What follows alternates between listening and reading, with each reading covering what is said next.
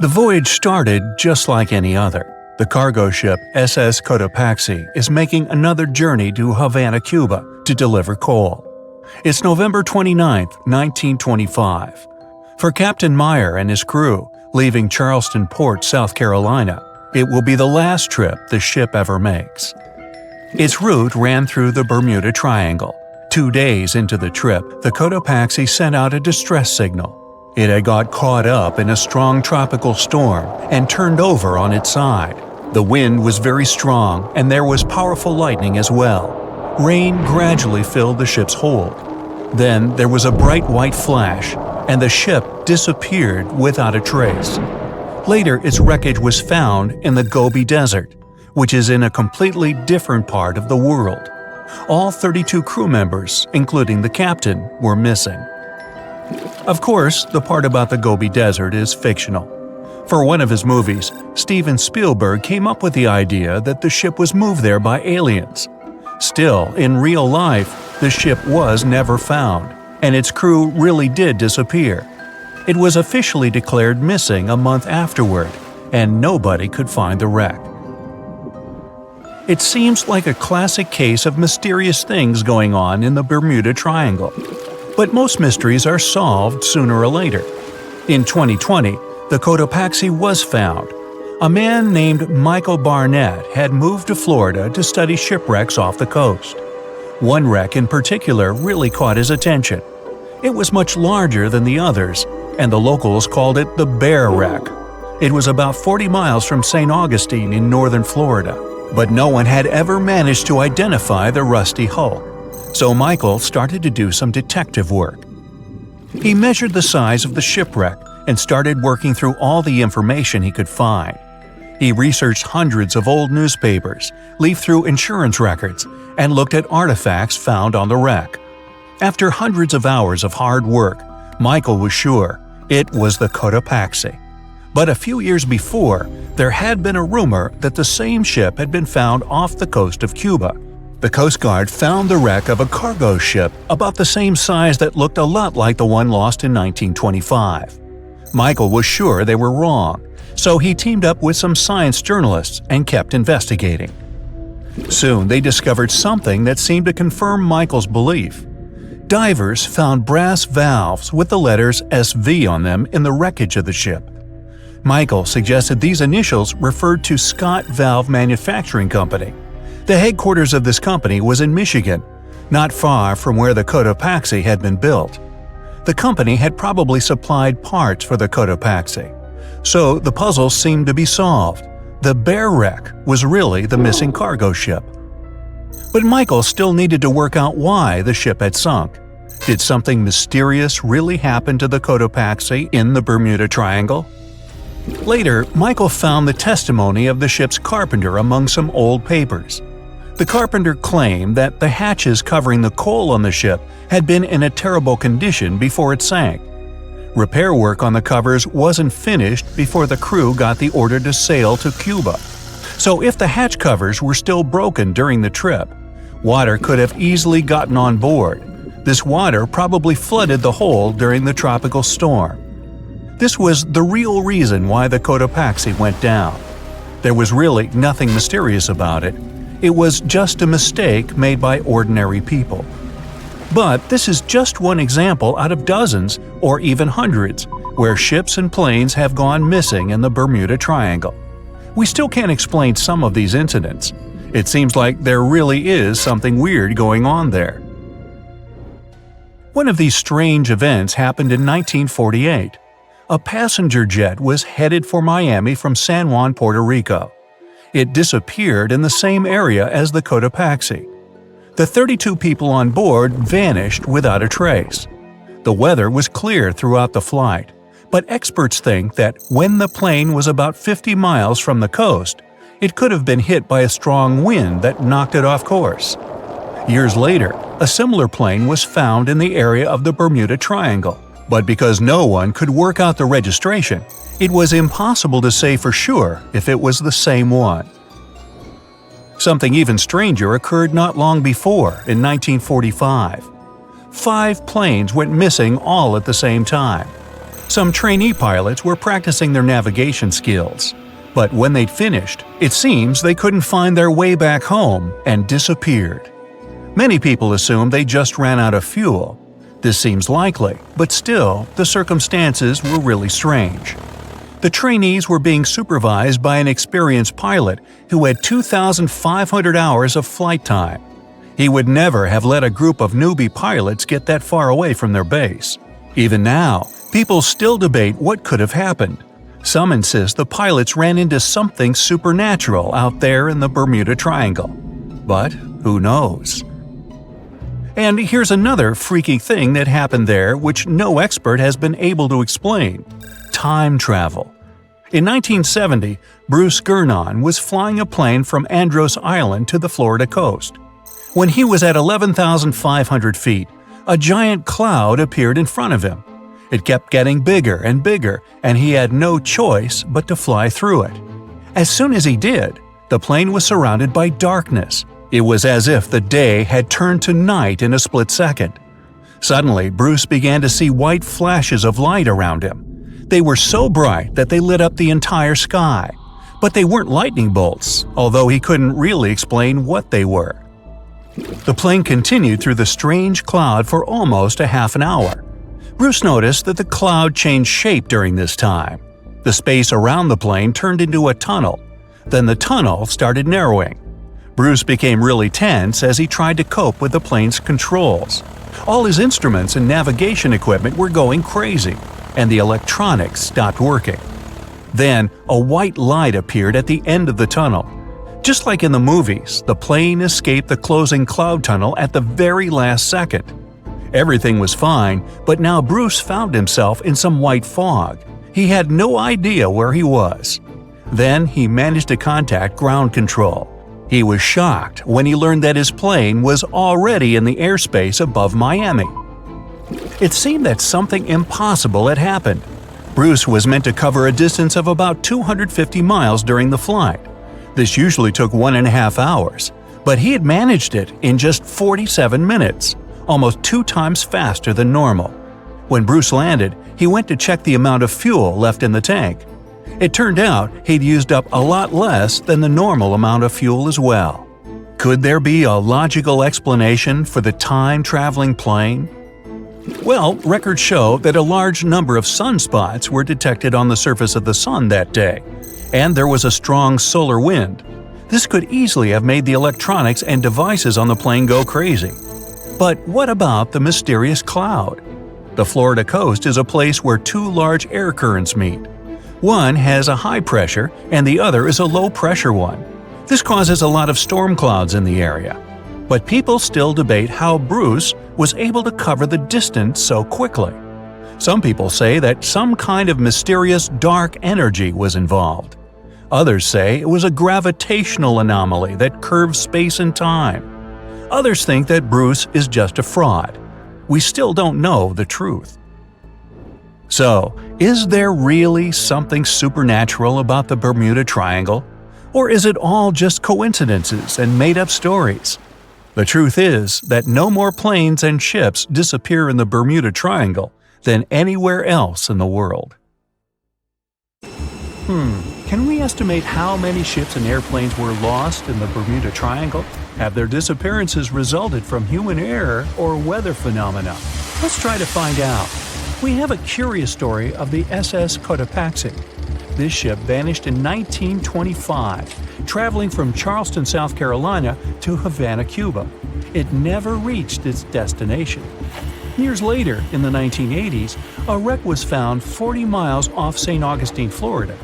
Since specialists could not precisely determine what and where it came from, they nicknamed it Bear Wreck. It took many additional years of work, done mainly by marine biologists, to identify that this ship was indeed the missing SS Cotopaxi. This was confirmed in January 2020. How did the ship just reappear? And how did it get there, since this mysterious shipwreck isn't even in the Bermuda Triangle? Now, let's see who came up with this term, Bermuda Triangle. Can you actually pinpoint the triangle on a map? No, it's not an officially recognized location either. The Bermuda Triangle does not appear on any world map. Nobody has agreed on its exact boundaries. There are only assumptions with approximations of the entire area ranging between 500,000 and 1.5 million square miles. By all approximations, the region has a vaguely triangular shape. In 1964, an American author named Vincent Hayes Gaddis first came up with the idea when writing an article for Argosy magazine. He used the Bermuda Triangle to describe a triangular region that has destroyed hundreds of ships and planes without a trace. It is pretty hard to get the number of lost ships and planes because some ships and aircraft have gone missing without leaving a trace. Their wreckage in the region has not been recovered. But the recorded story should help us. Legends about the Bermuda Triangle date back to the 15th century, like that of the Italian explorer Christopher Columbus. When sailing through the Atlantic waters, he passed by this location in the late 1400s. In what we now know as the Bermuda Triangle, he saw a huge flame that seemed to just crash into the ocean. Later, he saw an unusual light flashing in the distance at the exact location. Like many other sailors since then, his compass had severe malfunctions.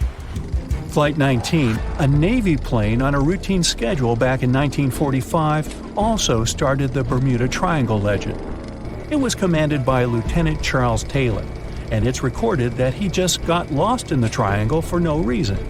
Since pilots had no GPS back then, they had to trust their compasses and keep track of how long they'd been flying in a specific direction and their speed. Shortly after completing the task, both of the compasses on board stopped working correctly. Records found after the plane's disappearance also indicate that Taylor didn't have a watch on that particular day. The initial report stated that pilot error was to blame for this unfortunate event. However, because people weren't satisfied with this outcome, it was changed to causes or reasons unknown after several reviews. One surviving pilot named Bruce Guerin suggested he went through an electronic fog while passing above the triangle, making him travel through time. In 1970, when this incident happened, he was flying his aircraft when it was surrounded by two huge clouds that formed a whirlpool and spiraled. Like many others before him, he noticed that his navigation devices were malfunctioning. When he eventually made it out of those clouds, he discovered that his flight had only taken 35 minutes. It should have taken 75 in total.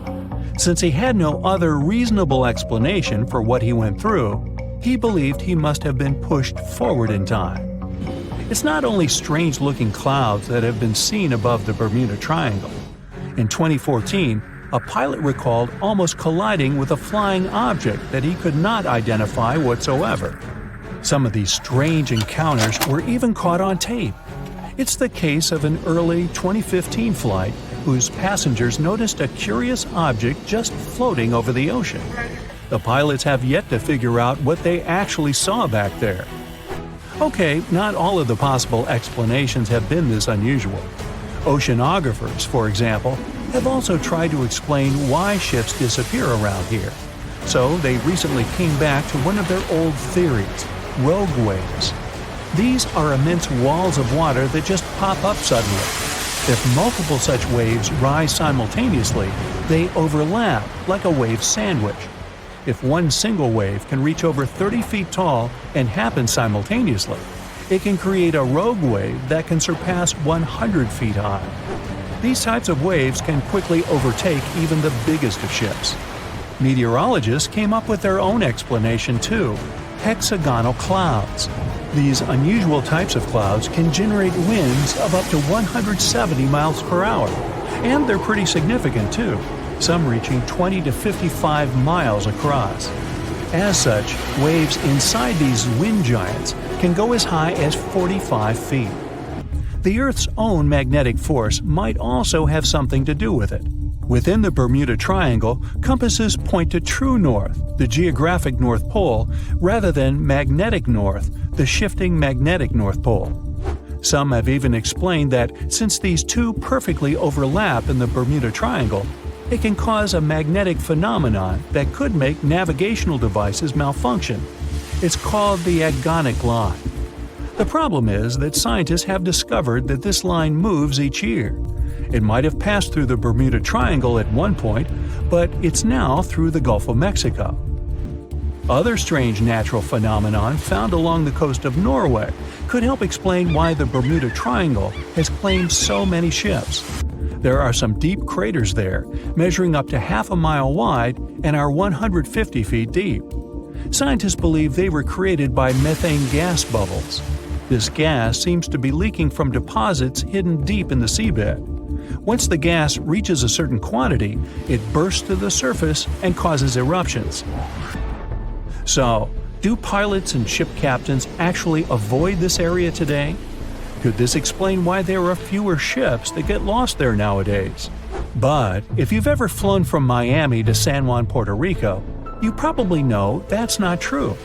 As for ships, if people would avoid the Bermuda Triangle, nearly all Caribbean vacations would be spoiled. To this day, there are a lot of flights that go over the Bermuda Triangle, so it's clear nobody is avoiding it. This place is one of the most heavily traveled shipping lanes in the world. Nowadays, the Bermuda Triangle has heavy daily traffic, both by sea and air. But the Bermuda Triangle is indeed subject to tropical storms and hurricanes that happen very often. Let's also keep in mind that the Gulf Stream, a strong ocean current that causes sharp changes in local weather, passes through the Bermuda Triangle. Besides, the deepest point in the Atlantic Ocean, the Milwaukee Depth, is also located in the Bermuda Triangle. The Puerto Rico Trench reaches almost 27,500 feet at the Milwaukee Depth.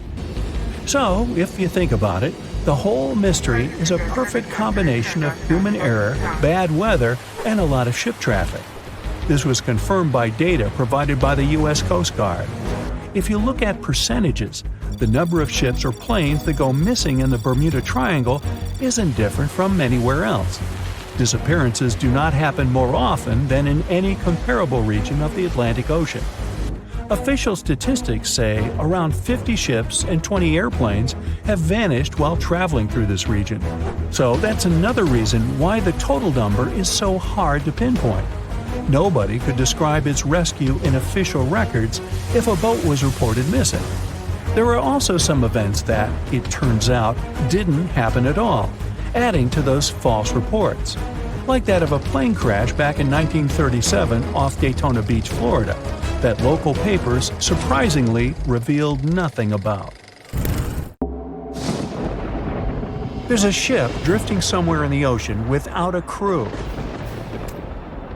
The last time someone saw it was over 50 years ago. Its story reminds of that of the Flying Dutchman, a ship that's bound to sail forever and bring disaster to whoever sees it at sea. At least the legend says so. Unlike the Flying Dutchman, the SS Baychimo was definitely real and built for a German company in Hamburg, and began as an ordinary cargo ship. It was trading supplies between Hamburg and Sweden in the Baltic Sea starting from 1914. It had a strong steam engine and a hull made of steel. A few years later, it became British property. Then, in the 1920s, a Canadian company purchased it for around $18,000, a huge amount of money back then. The new owner, the Hudson's Bay Company, was actively using the ship for several years. They would often send it on voyages from its home port in Scotland to Siberia, Alaska, the Yukon, and the Northwest Territories. It also passed through the Panama Canal and even the Suez Canal, with fur pelts for sale on board. Sometimes it would also transport passengers.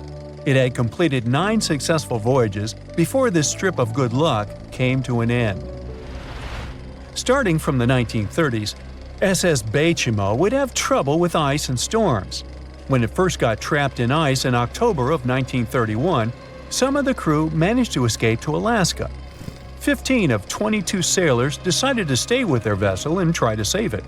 They had furs and other valuable cargo worth around $58,000 aboard. The company sent them supplies to survive the winter. They set camp near the ship out of the hatches, tarpaulins, and other materials, and offloaded the cargo. At the end of November, a blizzard rushed through the area, and it seemed like it had taken the ship with it. The ice platform had survived, but the ship broke free. Some of the crew members were sure it had sunk, but soon after, they heard from one of the locals who had spotted their ship around 45 miles away from their camp. The crew moved on with their lives, and the ship started its journey as a runaway vessel. People would spot SS Baychimo once a year or so, all the way until 1965. It was mostly spotted off the coast of Alaska. A man going to Nome with his sled dog, along with prospectors, explorers, and treasure hunters, all claimed to have seen SS Baychimo. Someone tried to board it and take it to port, but ended up stranded on it for days because of horrible weather. Others got luckier and managed to take a whaleboat, some furniture, and other valuables from the vessel. Those who got close to the ship saw that it was damaged and missing the propeller. Still, it stayed afloat without a crew for at least 38 years and became the longest sailing ghost ship in history. In 2006, the Alaskan authorities started a project to solve the mystery of this ghost ship of the Arctic and finally find SS Baychimo, either still above or below the water. So far, the project has not been a success. SS Baychimo remains one of the estimated 4,000 ships that have disappeared off Alaskan shores. If the legend of the 17th century isn't lying, this ghost ship could be sailing somewhere along the Flying Dutchman. It belonged to the Dutch East India Company. Its captain managed to do the impossible for that time and sailed from Holland to Indonesia in only 3 months. They said he was flying over the sea, and some evil tongues explained that he had made a deal with evil forces to achieve that. Once the ship was sailing back home, its captain and crew disappeared without a trace.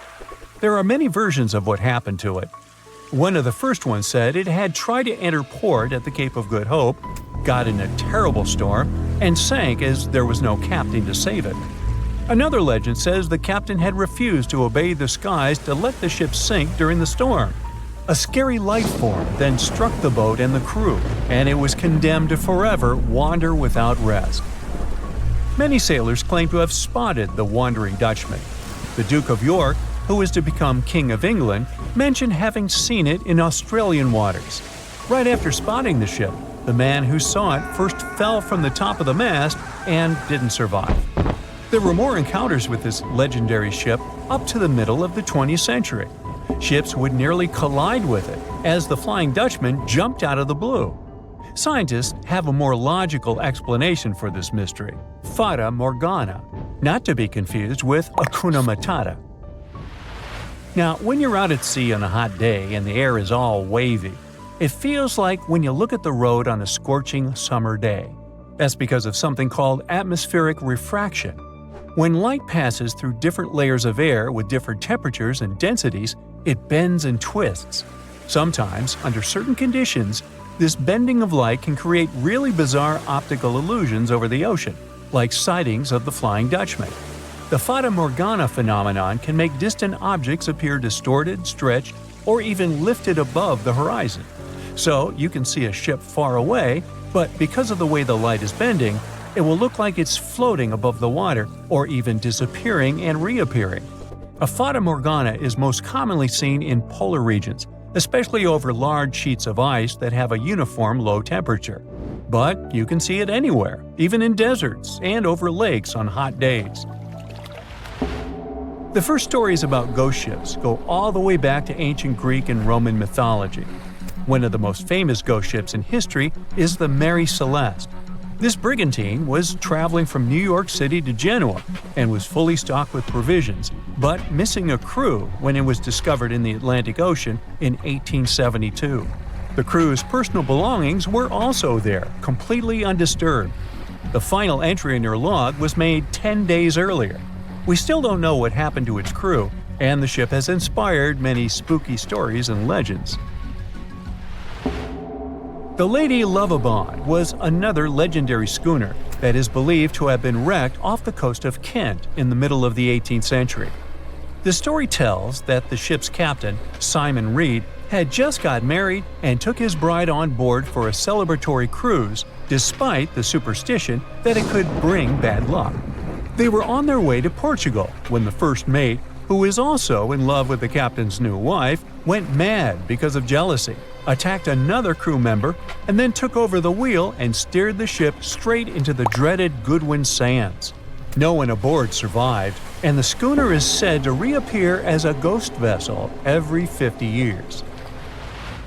In present times, many vessels become abandoned and turned into ghost ships intentionally. There are thousands of them floating in U.S. rivers, lakes, channels, and coastal waters.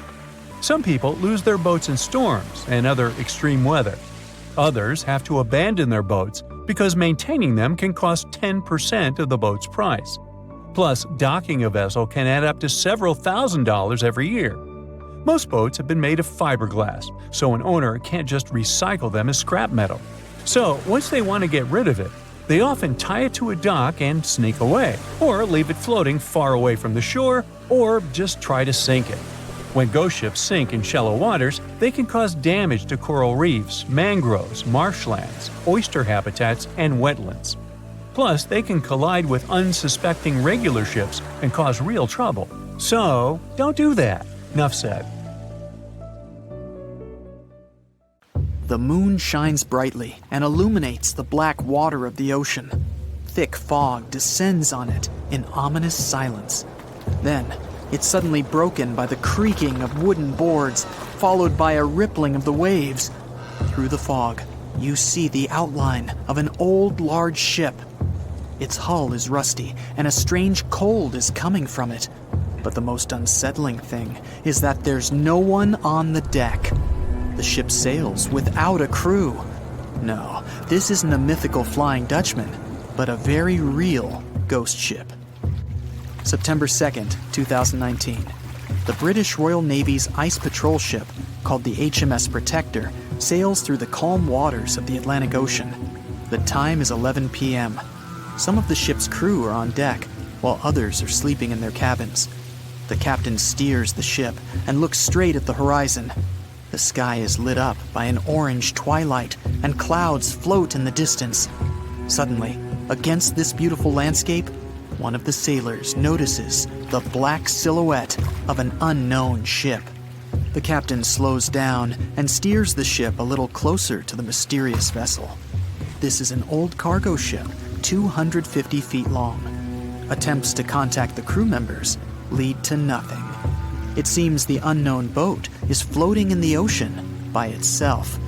There's no one on board, at least, no one alive. The deck of the ship creaks from rocking on the waves. The sun sinks below the horizon, and it gets dark. The ship looks terrifying. British sailors don't dare to climb on that strange deck. They take a photo, post it on the internet, and sail away. Many people on the internet will assume the sailors met a real ghost ship. 5 months later, we're in the village of Ballycotton in County Cork, Ireland. A local leaves the house early in the morning to go for a daily run. Music in his headphones, fresh cool air, and a scenic route are ideal conditions for a good workout. The jogger runs along the road on the coast of the Celtic Sea. There was a strong storm last night, and now the sea looks calm. The man runs along the top of a low cliff and notices a huge vessel. An old rusty cargo ship 250 feet long lies on the beach, right among the rocks. No people on board. It seems the ship has been here for ages, but the local is sure this vessel wasn't here yesterday. A little later, it turns out this is the same ship that the sailors from the HMS Protector saw 5 months ago, thousands of miles from this place. The cargo ship, called the Alta, was built in 1976. Nobody knows who used it all this time and for what purposes. It's only known that in 2017, the ship was purchased by a new owner and marked with the flag of Tanzania. It's important to say that almost all cargo ships are equipped with AIS, Automatic Identification System, which is needed to track ship movements in the ocean. Since 2015, something strange started happening with the Alta's AIS. The ship disappeared from the satellites, then reappeared again. Over the past few years, this ship had changed several names and flags. It's not surprising that its AIS shut off and turned on numerous times. It's said that some of those who disable AIS on their ships do so to hide outlaw activities. The ship's captain, whoever it was, clearly didn't want to show the Alta's movements. As AIS showed in 2017, the ship had sailed near Greek port cities. The Alta made 12 stops in 3 such cities in different parts of Greece. Then, the AIS signal disappeared, and 10 months later, the Alta reappeared near the northern coast of Africa, 1,200 miles from Greece. In September of 2018, the ship was sailing about 1,400 miles southeast of Bermuda, and at that time, the crew members started having problems. There were 10 people on board the Alta. On September 19th, the ship's engine failed right in the middle of the Atlantic Ocean. The nearest shore was very far away. The ship began to drift. As days passed, the crew couldn't fix the vessel. Food supplies were running low. The crew started to panic and tried to contact someone. The situation got worse as a strong hurricane was approaching the place where the ship broke down. Crew members contacted the U.S. Coast Guard. On October 2nd, a helicopter headed towards the ship. Food and water were unloaded on the Alta. This was enough for the crew to bide their time for several days. About a week later, a rescue boat sailed about 1,500 miles to reach the Alta and help the stranded sailors. Shortly before the start of the hurricane, American rescuers succeeded. The entire crew of the wrecked ship was taken to Puerto Rico. The Alta remained drifting in the ocean. After a while, another ship arrived to tow it to the coast of Guyana. Then, something went wrong again. The ship was hijacked. Who did it and why remains a mystery to this day. But then, for some unknown reason, the thieves decided to abandon the ship and left it to drift in the ocean. For almost a year, the ship's location couldn't be tracked. Then, in September 2019, the vessel was found by the British Royal Navy. How the Alta was able to cover the distance across the Atlantic and wash up on the coast of Ireland is unknown. An investigation has been launched in Ireland. It's necessary to identify the owner of the vessel and find a responsible person to take on the task of towing it. But no one has since been found. Once, an unknown person called the Irish authorities and introduced themselves as the owner of the ship, but didn't provide any evidence. Several barrels of oil were found on board the Alta. To dismantle the ship, the Irish authorities will need to spend about 10 million euros. Local residents are annoyed by the wreck too. Corroding metal is bad for the environment, and kids have already snuck on board and posted a video on the internet from inside the abandoned ship. The further fate of the Alta remains unresolved. It's still lying there. That ship sailed in the ocean for just 2 years. Now imagine if some other managed to drift for 38. In all that time, no one could catch this ship, and people still seek it. That vessel is called the SS Baychimo. It was a merchant ship owned by a Canadian trading company. In 1931, the ship got stuck in ice off the coast of Alaska. A strong snowstorm began. The team waited a week for it to end, but the storm only intensified. One day, the weather improved a bit, and part of the team was evacuated to the nearest city. Another part of the crew, with the captain, set up camp near the ship. The storm started again and didn't stop for a long time. The blizzard was so heavy that the ship's captain couldn't see beyond his arm's reach. Finally, when the storm was over, the captain saw that the ship simply vanished. He decided the Baychimo sank during the storm. A week later, the ship was found, drifting near the place where it was lost. The hull of the ship was damaged so badly that it was unsafe to sail on it. The captain decided to abandon the ship. However, it didn't sink. For the next 38 years, it was drifting at various points along the Alaskan coast. Several times, people climbed on the ship, including native Alaskan residents and a group of researchers. Attempts to save the vessel from the sea ended in failure. The salvage operations were hampered by drifting ice and bad weather. The last time it was seen was in 1969. The ship was frozen and blocked by the ice. In 2006, the government created a special project to find the Baychimo. However, in all these years, the ship still hasn't been found. Its fate is unknown. It's likely that the ship has finally found peace and is now lying on the seabed of the Chukchi Sea. A lot of weird incidents have happened in the mysterious valley of Haizu ever since the 1950s. People even started comparing it to the infamous Bermuda Triangle. But are they really that similar? It all started when an airplane went missing here under circumstances no one can explain yet. They searched the location back and forth, but nothing appeared to have remained of the aircraft. And guess what? No one received any SOS messages from the team on board. And to top it off, the same year, a considerable number of tourists and local residents were lost here in the valley, never to be seen again. Speaking of the Bermuda Triangle, one can link its origin story to a series of mysterious disappearances of ships and aircraft, like the one that happened in 1945, when 5 planes and 14 people on board went missing in this location while doing routine training exercises. Even a thorough investigation didn't help to establish the cause of the incident. But that wasn't the end. Between 1945 and the mid-1980s, another 25 small planes went missing while going through the Bermuda Triangle, never to be seen again. And the search parties haven't recovered a single piece of these aircraft. The Bermuda Triangle isn't the only stretch of water that has claimed ships for good. In the Pacific Ocean, near Japan, there's a tricky portion of water that has earned the nickname the Devil's Sea. The best known out of all of these disappearances is that of a fishery patrol vessel that went missing in 1953. On board were 31 crew members and scientists who were looking to investigate a recently formed volcanic island. What happened to the ship and all the people on board? We'll never know, I guess, since they never found the ship or the crew members, and there was literally no trace of them left behind. Back in 1911, a standard train was scheduled to depart from a railway station in Rome, hoping to reach the city of Milan. Needless to say, none of the 106 passengers ever made it to the destination, and no one has ever seen them again. What happened to these people and to their train? Were they really lost forever?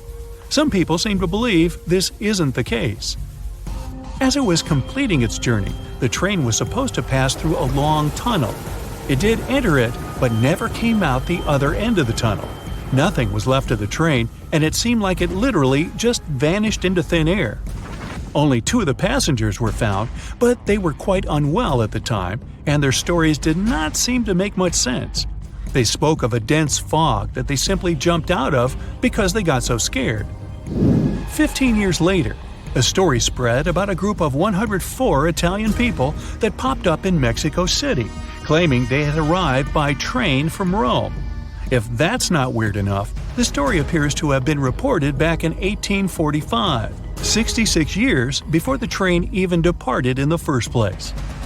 Of course, nobody at the time actually took these people seriously. But you can't help but wonder, did they actually time travel via the Roman tunnel, or is it just another urban myth? What do you think? The Lost Colony is the story of a strange phenomenon that happened back in the late 1500s. A group of people from England had moved into a colony on Roanoke Island off the coast of present-day North Carolina. But they soon realized they didn't have enough supplies. To fix this, the colony's governor decided to head back to England to get some. He didn't manage to come back for another 3 years. When he finally did, he was astonished at what was left behind. Nothing. The entire population of the colony was gone. The only reminder of what had been there was a single word carved into a tree. To this day, nobody knows what might have happened to these people or what the carved word means. A lighthouse without an operator? You might think that can't possibly be true, but hear me out. Located in the northwestern part of Scotland are the Flannan Isles. There's nothing fancy about them since they're nothing more than a bunch of rocks and grass. But there is a famous lighthouse here hiding a dark secret. In 1900, all 3 of the lighthouse's keepers mysteriously disappeared, never to be seen again. Ever since, the islands have been completely abandoned. The lighthouse became one of those with an automated system in the 1970s. No list of places where things go missing could be complete without this mysterious forest located in Transylvania, a region in Romania. And no, it has nothing to do with the famous Count Dracula, if that's what you're thinking. It's called the Hoia Forest, and it's a place that has seen quite its share of unusual phenomena.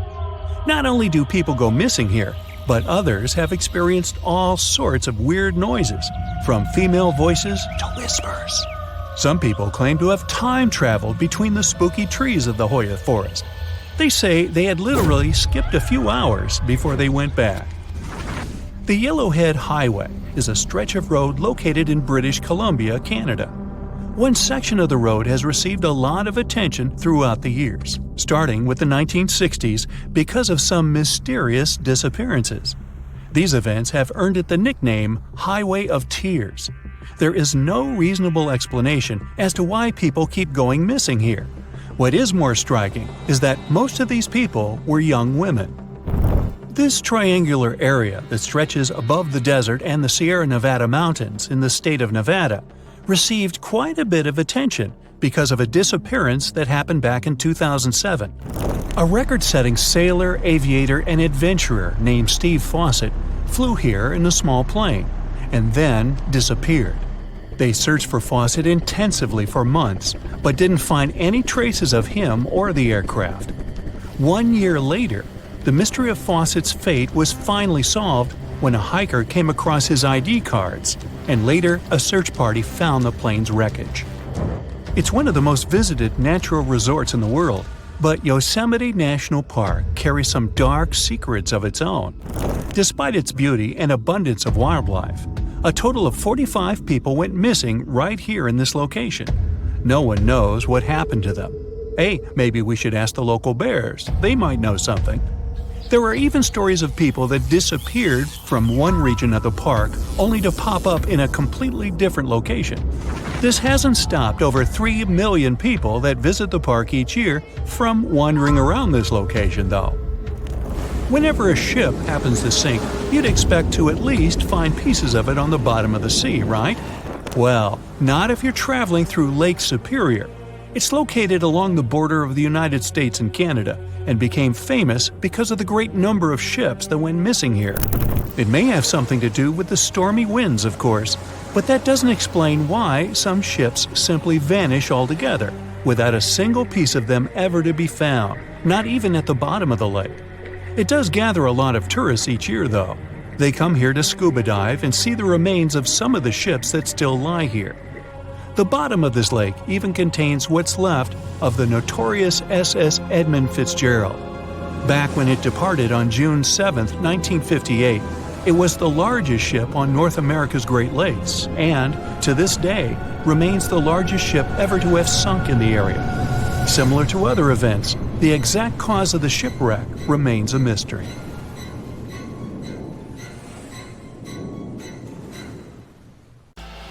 They said it was the most technologically advanced ship. They said it was unsinkable. And when it sank, they made a movie about it. These were the main reasons why the Titanic disaster became world famous. But unfortunately, this is not the only large-scale shipwreck. And sadly, there have been cases much worse than the tragedy of the Titanic.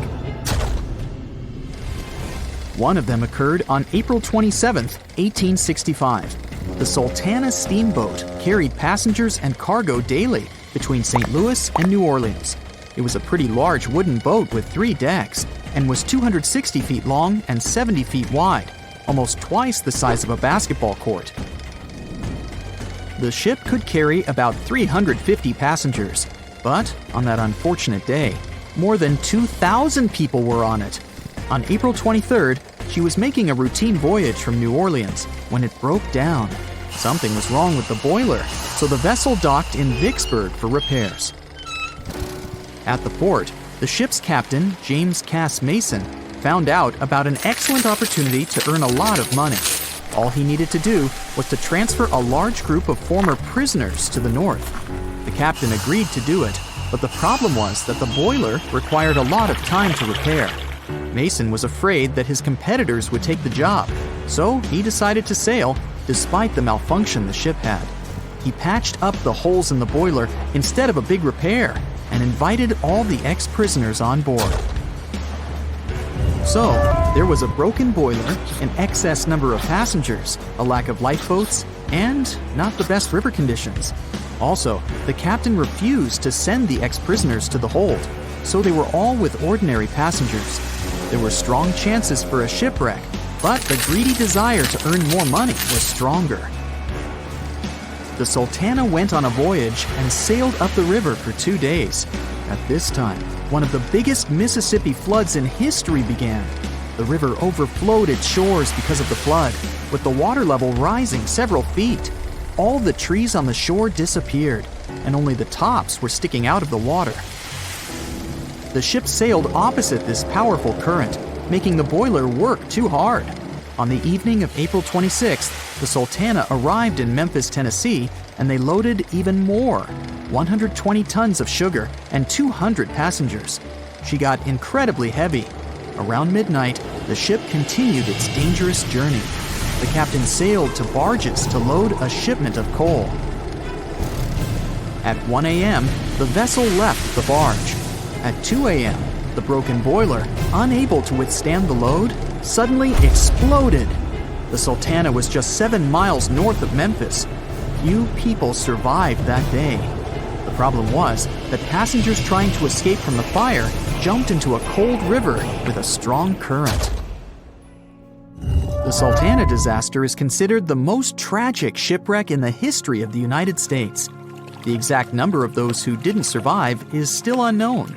According to various sources, this number was from 961 to 1,800 people. Don't be surprised that almost no one knows this story. There were many more survivors in the Titanic tragedy, and everybody heard about it. But the Sultana sank during one high-profile event. 12 days before the shipwreck, the country lost Abraham Lincoln. People hadn't yet recovered from this news, so no one paid much attention to the tragedy of the Sultana.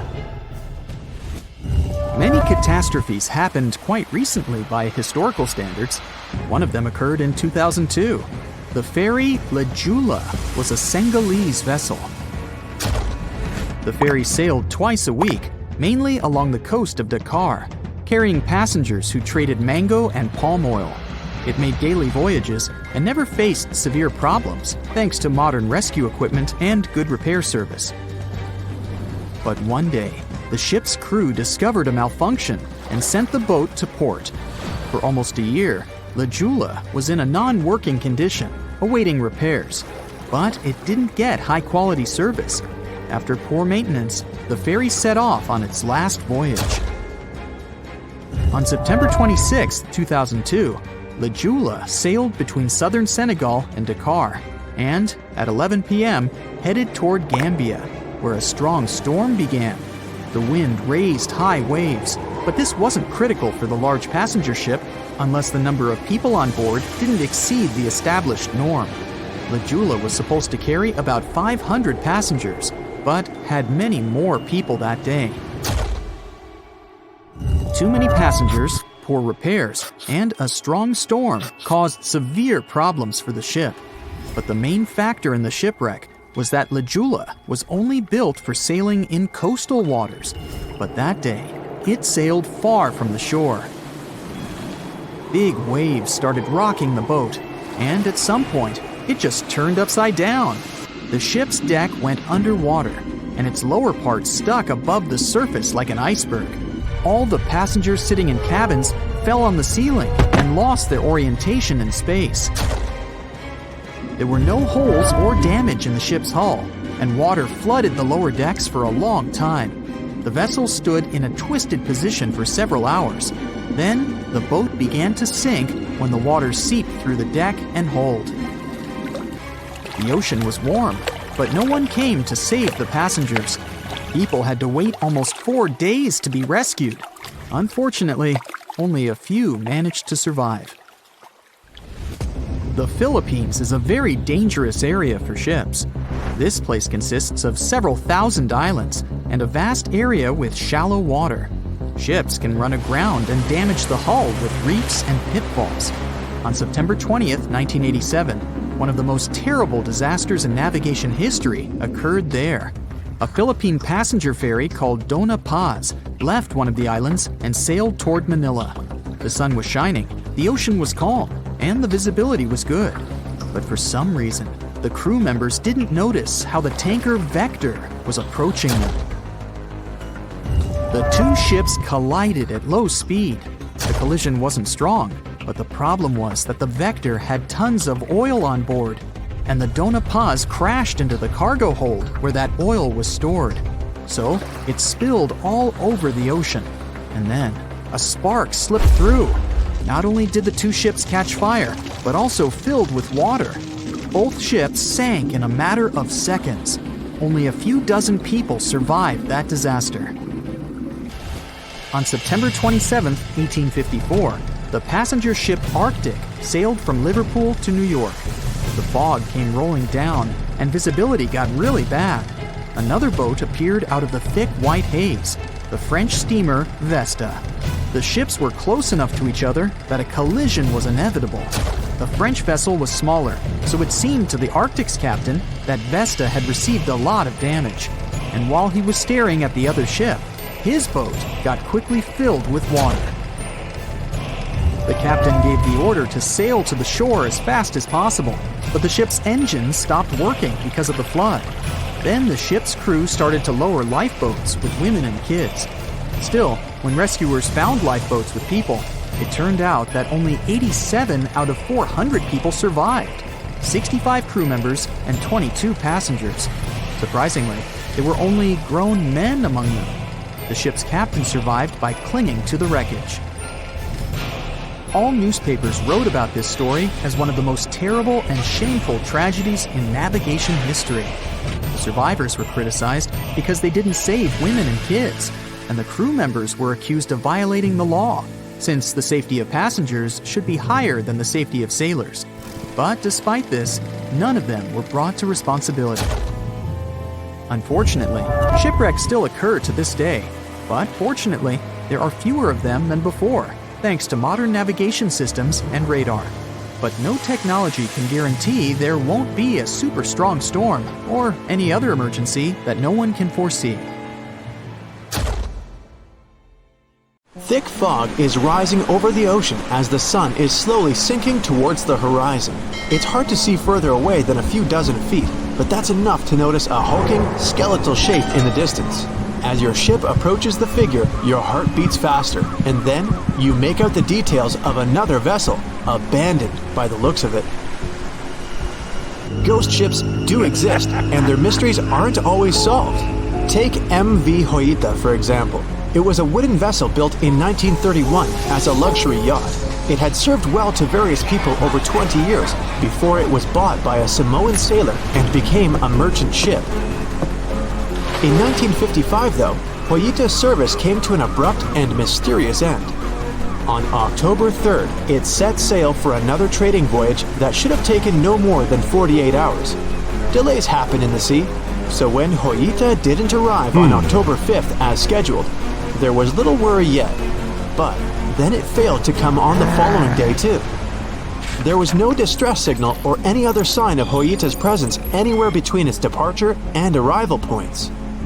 A search and rescue party was dispatched to find the ship, and for 6 days, they were scouting the area of nearly 100,000 square miles. On October 12th, the mission returned to the base empty-handed.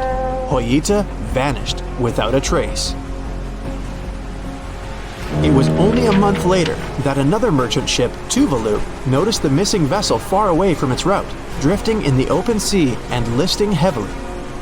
The sailors boarded the ship and found that all of its crew and passengers, 25 people total, were missing, along with all the cargo the vessel had been carrying. The radio was tuned to the International Distress Channel, meaning that the crew had been trying to ask for help, but they couldn't reach anyone because the radio cable had been damaged, limiting the range to 2 miles. The lifeboats were missing as well, indicating that people on board must have left the ship. Unfortunately, They seem to have taken the logbook with them, leaving the rescue team clueless as to what had happened. Even today, the mystery of MV Joyita hasn't been solved yet. No one knows where the crew and passengers had gone and what had caused them to leave. SV Carroll A Deering wasn't a ghost ship in the usual sense of the word. There were no sightings of it in the open sea. Instead, it was found on the shore, but the circumstances of it running aground are a puzzle shrouded in mystery.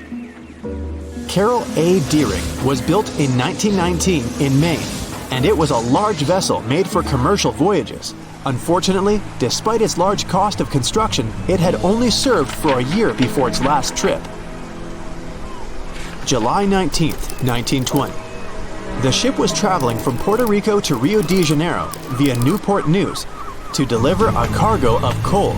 It was almost halfway to the final destination when the captain fell seriously ill, and the crew turned back to drop him and his son off and replace the captain. The voyage went without incident, but when it came to Barbados in December to resupply, there were strange moods among the crew. The first mate didn't seem to be happy with the new captain. No one paid much attention to it back then, when they probably should have. The last sighting of Carroll A. Deering at sea was on January 28, 1921, when a lightship noticed it off the coast of North Carolina. There was some commotion on the quarterdeck of the ship, where the crew were normally not allowed. Then, another vessel sighted it, but there was already no one on the decks. On January 31st, the merchant ship was found hard aground in the Diamond Shoals, a site notorious for numerous shipwrecks that had been occupying there for centuries. When the search and rescue party boarded the ship, they found it abandoned, the log and personal belongings of the crew gone, along with the 2 lifeboats. There is still no answer to what happened on board of Carroll A. Deering that January, although the most popular version was mutiny. Maybe we'll never find out the truth though. SS Baychimo is perhaps one of the most notable ghost ships in history.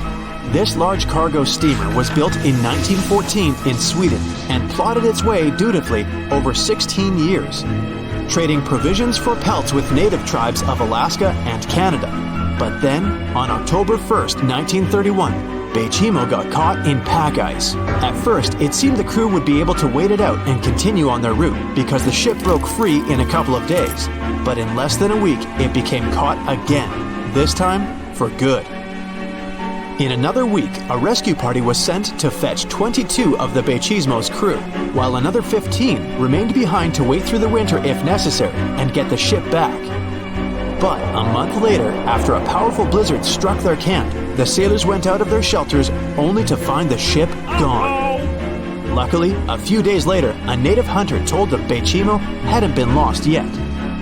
He'd seen it about 45 miles from where they had been stationed. They managed to track it down, but decided the ship wouldn't survive the winter. So they took the most valuable cargo from its hold and abandoned it. They were wrong though. SS Baychimo did survive that winter, and many more that followed. When the ice broke, it sailed away on its own, drifting listlessly along the shores of Canada and Alaska. There were numerous sightings of the ghost ship, sometimes adrift in the open sea, and at other times stuck in the pack ice again. People attempted to board and salvage it, but weather conditions or lack of equipment always prevented them. SS Baychimo was last sighted by native Alaskans in 1969, 38 years after its abandonment. What became of it later remains unknown. The story of SS Ourang Medan is one of the most puzzling and harrowing ghost ship stories of the 20th century.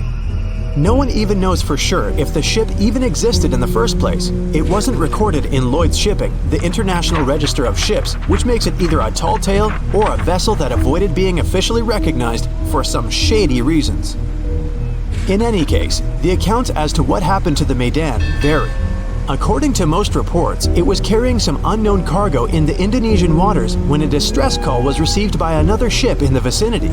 The officer on duty heard an SOS message, but its contents are different depending on the accounts. The message did not repeat, and the crew of Medan didn't answer to any attempts to contact it back. The ship that received the distress call hurried to the rescue, but they only reached the vessel the following day, when it was already drifting and slightly listing. When the rescuers boarded the ship, they found that none of the crew had survived. However, one lifeboat was missing, which implied that there was at least one crew member who managed to escape. What happened to the rest of the people on board remains a mystery to this day. Still, there are no hard facts about this story, so we might never find out whether SS Ourang Medan was actually a ship and not a thing of fiction. SV Zabrina was a 3-mast sailing barge built in 1873 for river trade ships in South America. She served for well over 4 decades, proving to be a sturdy and reliable ship. It was later transferred to Europe, where it continued serving its purpose well. But then, in October 1917, Zabrina set sail on a regular voyage only to be found ashore several days later. Mysteriously, although the ship was perfectly intact, the entire crew of 5 and the captain were gone. There is no direct evidence or hard facts as to what really happened that day. The most convincing theory is that the crew were washed away from the deck because of an underwater explosion. And then the ship sailed ahead without them, but the truth, as always, remains unknown. No matter what happens, don't stop! We almost got it! 2 treasure seekers are digging frozen ground in a cornfield at night. It's raining hard, lightning is flashing, but these 2 guys keep working. And now the shovel hits something solid. No way! A treasure chest! They start digging faster and find a piece of a ship's engine. What the? Far from the seas and lakes, somewhere under the fields of Kansas City, they found a giant sunken ship. How is this possible?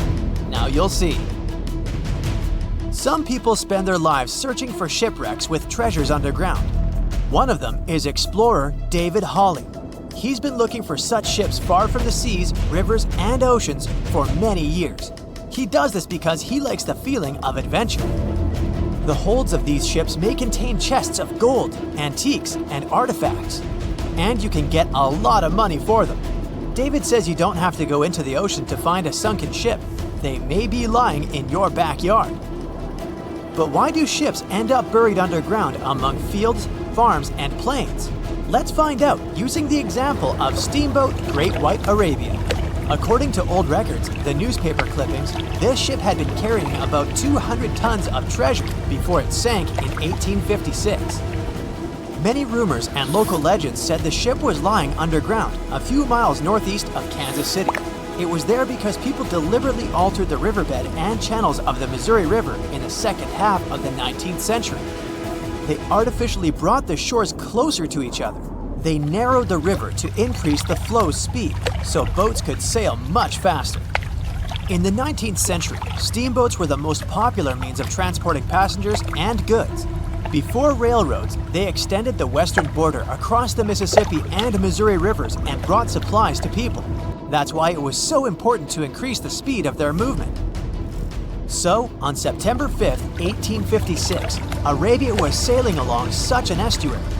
It came across a snag sticking out of the water. A piece of log quickly flooded the ship. Fortunately, all passengers were evacuated. But the steamer and its precious cargo reached the silt bottom of the Missouri River in a few minutes. Several years had passed. Everyone forgot about the vessel. During this time, the course of the Missouri River had changed. But Arabia remained under the wet, muddy bottom. The soil level above it was getting higher, and the ground was losing moisture. Eventually, many decades later, a cornfield formed above the sunken ship. In the 1980s, one farmer owned this area, and he had no idea what was hidden in his territory. David Hawley carefully studied the history of the sunken ships of the USA. He knew that hundreds of steamers had gone underwater all over Missouri, but most of all, he was interested in Arabia, as there were rumors that it was filled with gold and other valuable things. The territory of cornfields in Kansas was vast, but David Hawley knew how to search properly. In 1987, he started working. First, together with his brother and father, they collected all the clippings from old newspapers they could find. They were looking not only for information about the steamer, but also for maps of the Missouri River. They tracked its historical changes, checked the dates, and identified a large area where the steamer sank. Next, they used electromagnetic testing and other geological stuff to study the soil and find the right place. They searched for differences in ground moisture and density. Then, they went through the territory with powerful metal detectors.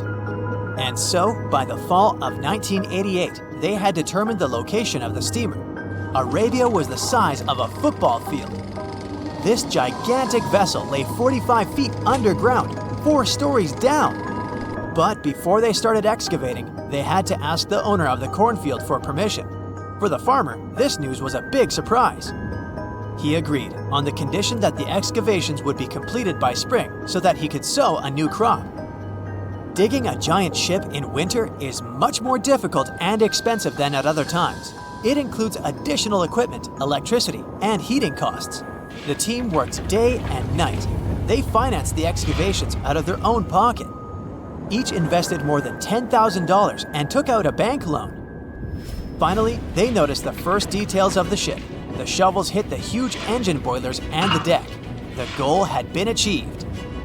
Most of the cargo lying inside the sunken ships is covered with rust, shells, mud, and is badly damaged. The contents of Arabia were in excellent condition, considering that the ship had sunk 130 years prior. Unfortunately, they didn't find the chests of gold.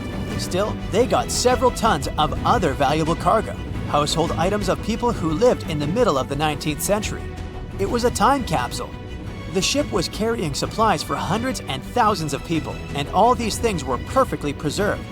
For example, they could clearly see the brand stamp Goodyear Rubber Company on one rubber shoe.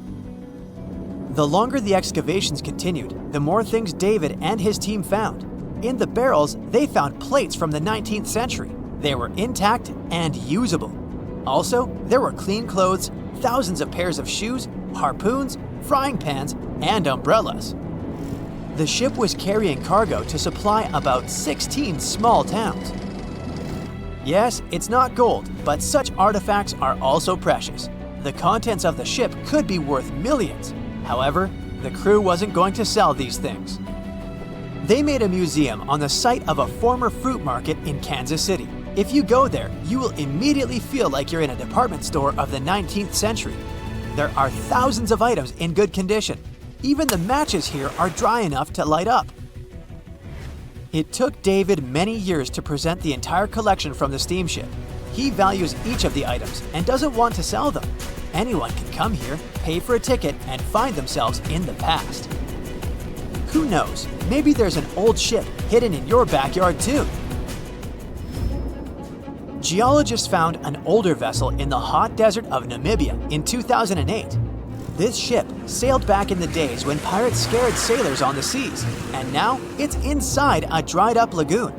The ship sailed from Lisbon in 1533 and disappeared with the crew near a small diamond mining town.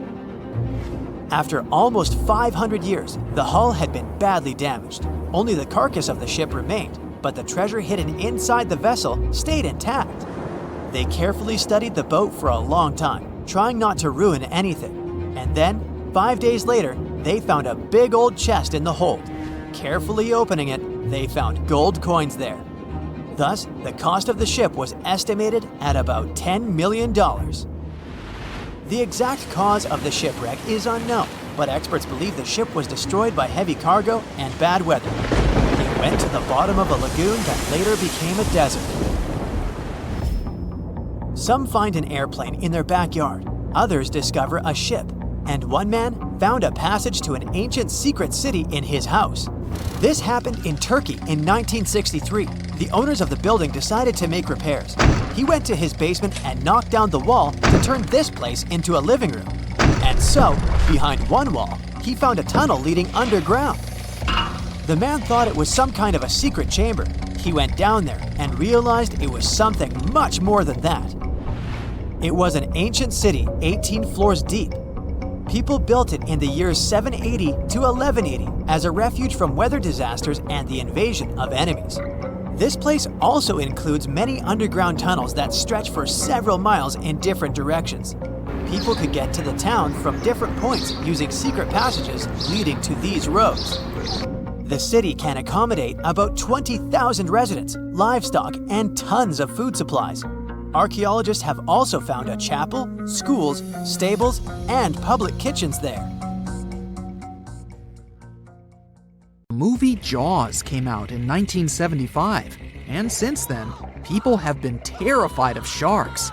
Some people fear seeing a great white's head come out of their showers, not to mention the fear of running into one at your local pool. Of course, none of this is actually possible, but some other scary shark stuff is. Like, yes, sharks can attack boats. They probably won't sink one. It depends on the size of the shark and the size of the boat. Today, we're diving deep into the facts and myths about the sea's biggest predator. It was the year 1953. On a typical July morning, two fishers set out on their daily lobster harvest. They took their white-hulled dory out to sea off the coast of Cape Breton Island in Nova Scotia, Canada. Since it was the lobster season, the sea was dotted with several dories spread out across the water. But that day, something strange happened. As soon as they put the dory at sea, they noticed a large dorsal fin chasing after their boat. They were surprised to see that the shark would follow their boat's every move. For an entire week, they took out their white dory from the harbor, and the shark followed them around. Until one morning, as the men were alone at sea, the shark charged at full speed at the boat and smashed a 7-inch hole in its bottom. The boat turned over, and both men fell into the water. The shark didn't come after the men, though. Instead, it swam away and disappeared for good. To clarify, a dory is a small, fragile boat usually measuring 16 to 23 feet long. So how long did that shark need to be in order to sink it?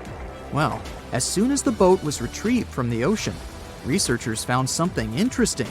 One of the shark's teeth was found stuck in the hull. According to Harvard experts that analyzed the tooth, it most certainly belonged to a 12-foot white shark that weighed around 1,200 pounds. One thing intrigues scientists a whole lot. The great white didn't seem to be interested in the man aboard, but rather in the boat itself. The question is, why? Some people suppose that this great white followed the dory around because it was white, and the animal probably thought it was some big white mammal. It's not the first boat a shark has attacked. You see, sharks don't attempt to sink boats because they're mean and evil. Rather, it's due to murky waters and hard materials that make them mistake inanimate objects for their usual lunch menu. But that's not what we've learned from popular culture. In Jaws, the protagonist shark managed to poke several holes in the orca as it rammed the boat. The orca was a Nova Scotia-style fishing boat, made out of wood planks. It wasn't a huge boat, so it seemed plausible that a great white could ram it. But, according to Mythbusters, that's very far from the truth. A great white swimming at its maximum speed wouldn't be able to take down a medium-sized fishing vessel. The same goes for bigger boats. Some bull sharks or great whites can turn over smaller vessels, though, like kayaks or small boats. If this happens, it's most likely because they think it's a sea mammal and nudge it before taking the first bite. No scientist can say for sure why they do this, only that it's usually a misunderstanding on behalf of the animal. The Shark Research Committee, a nonprofit scientific research organization, has documented a lot of shark attacks on inanimate objects and is trying to answer that question more thoroughly. So far, they've observed several attacks on objects such as crab trap buoys and inflatable float bags. The website has also registered 2 famous attacks on boats. The first one happened in 1959, and a shark left a tooth on the hull of a boat. Researchers later identified it as belonging to a 12-foot great white. The report of the other attack, which happened in 1989, claims that a boat was circled by a great white before the animal swam at the vessel at full speed and hit the boat several times. Of course, those who suffer the most from shark attacks and encounters aren't boats. It's surfers. As far as we know, surfers look like giant wobbly seals from the shark's perspective. According to the Shark Research Committee, there have been 41 confirmed shark attacks on surfers on the west coast of North America over the course of the last century. So, should we be so afraid of sharks after all? Let's learn more about these magnificent sea creatures. Off the top of your head, how many shark species can you name? 4, 8, 10? Well, there are over 500 species of sharks swimming in the ocean. They vary from tiny specimens, about the size of a human hand, to up to 39-foot-long creatures. The largest species of shark are actually not great whites, but whale sharks. And even those are small compared to the great megalodon. This ancient creature that lived around 20 million years ago reached an unimaginable length of 60 feet. By comparison, that's the same as 2 to 3 buses placed one after another. I wouldn't swim in megalodon-infested waters even if you dared me, that's for sure. We know that sharks are very good hunters, but why is that so? Their bodies seem to have been strategically built for speed. Instead of having a bone skeleton, like us humans, sharks have a cartilage skeleton, which makes them much lighter and also super fast swimmers. Each species of shark hunts depending on its nutritional needs. So, shark species that grow to an average of 3 feet have a diet based on fish. The ones that grow bigger start feeding off of bigger sea animals, such as sea lions and seals. Throughout their lives, some species of shark can shed over 30,000 teeth. Unlike humans, who are born with a set number of teeth in their jaws, sharks have an apparently limitless supply. In their defense, they do lose teeth pretty easily, as they can easily get stuck in their prey, for example. They also have multiple rows of teeth. The jaws of a great white can contain up to 7 rows of teeth, and can grow to be more than 6 inches long. And since we're speaking of great whites, the most feared shark species roaming the oceans, this is Ray. Ray is an adult white shark.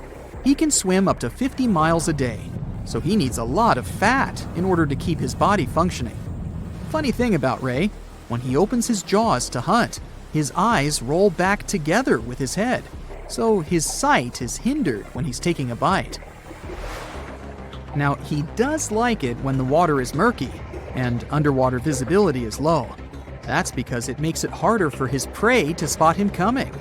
These conditions can make it easier for him to grab that yummy seal. But this can also make it easy for him to mistake a random boat for lunch and end up scaring some humans. Some Hollywood movies love to portray sharks as having superpowers. Although they're not innately cruel, one species of shark does have something that can be considered bizarre. Hammerhead sharks, one of the most dangerous species of sharks, have a sort of sixth sense. Inside their heads, they have electroreceptor organs called ampullae of Lorenzini. These organs allow sharks to detect the electromagnetic fields of all living things in the ocean. This ups their hunting abilities to another level. They can even find prey hidden in the sand, because they sense its electromagnetic field. You should know one thing. If a shark lives in a balanced ecosystem, it won't feel the need to attack unknown things. These animals are curious, though, so maybe we should cut them some slack when they bite a piece off a random boat.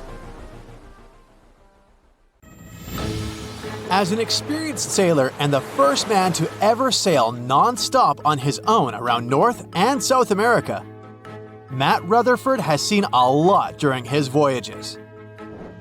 But what he saw in 2013 while sailing through the waters of the Atlantic with his colleague surely stands out. Some 800 miles off the coast of Bermuda, not far away from the famous Bermuda Triangle, they noticed a boat that seemed to be moving by itself. The sails weren't up and the motor wasn't running. The sailors decided to check if there was someone who needed their help aboard, so they moved closer to the mysterious ship. Once they got there, things only got weirder, as they realized there wasn't a living soul aboard. Rutherford started filming to document their discovery.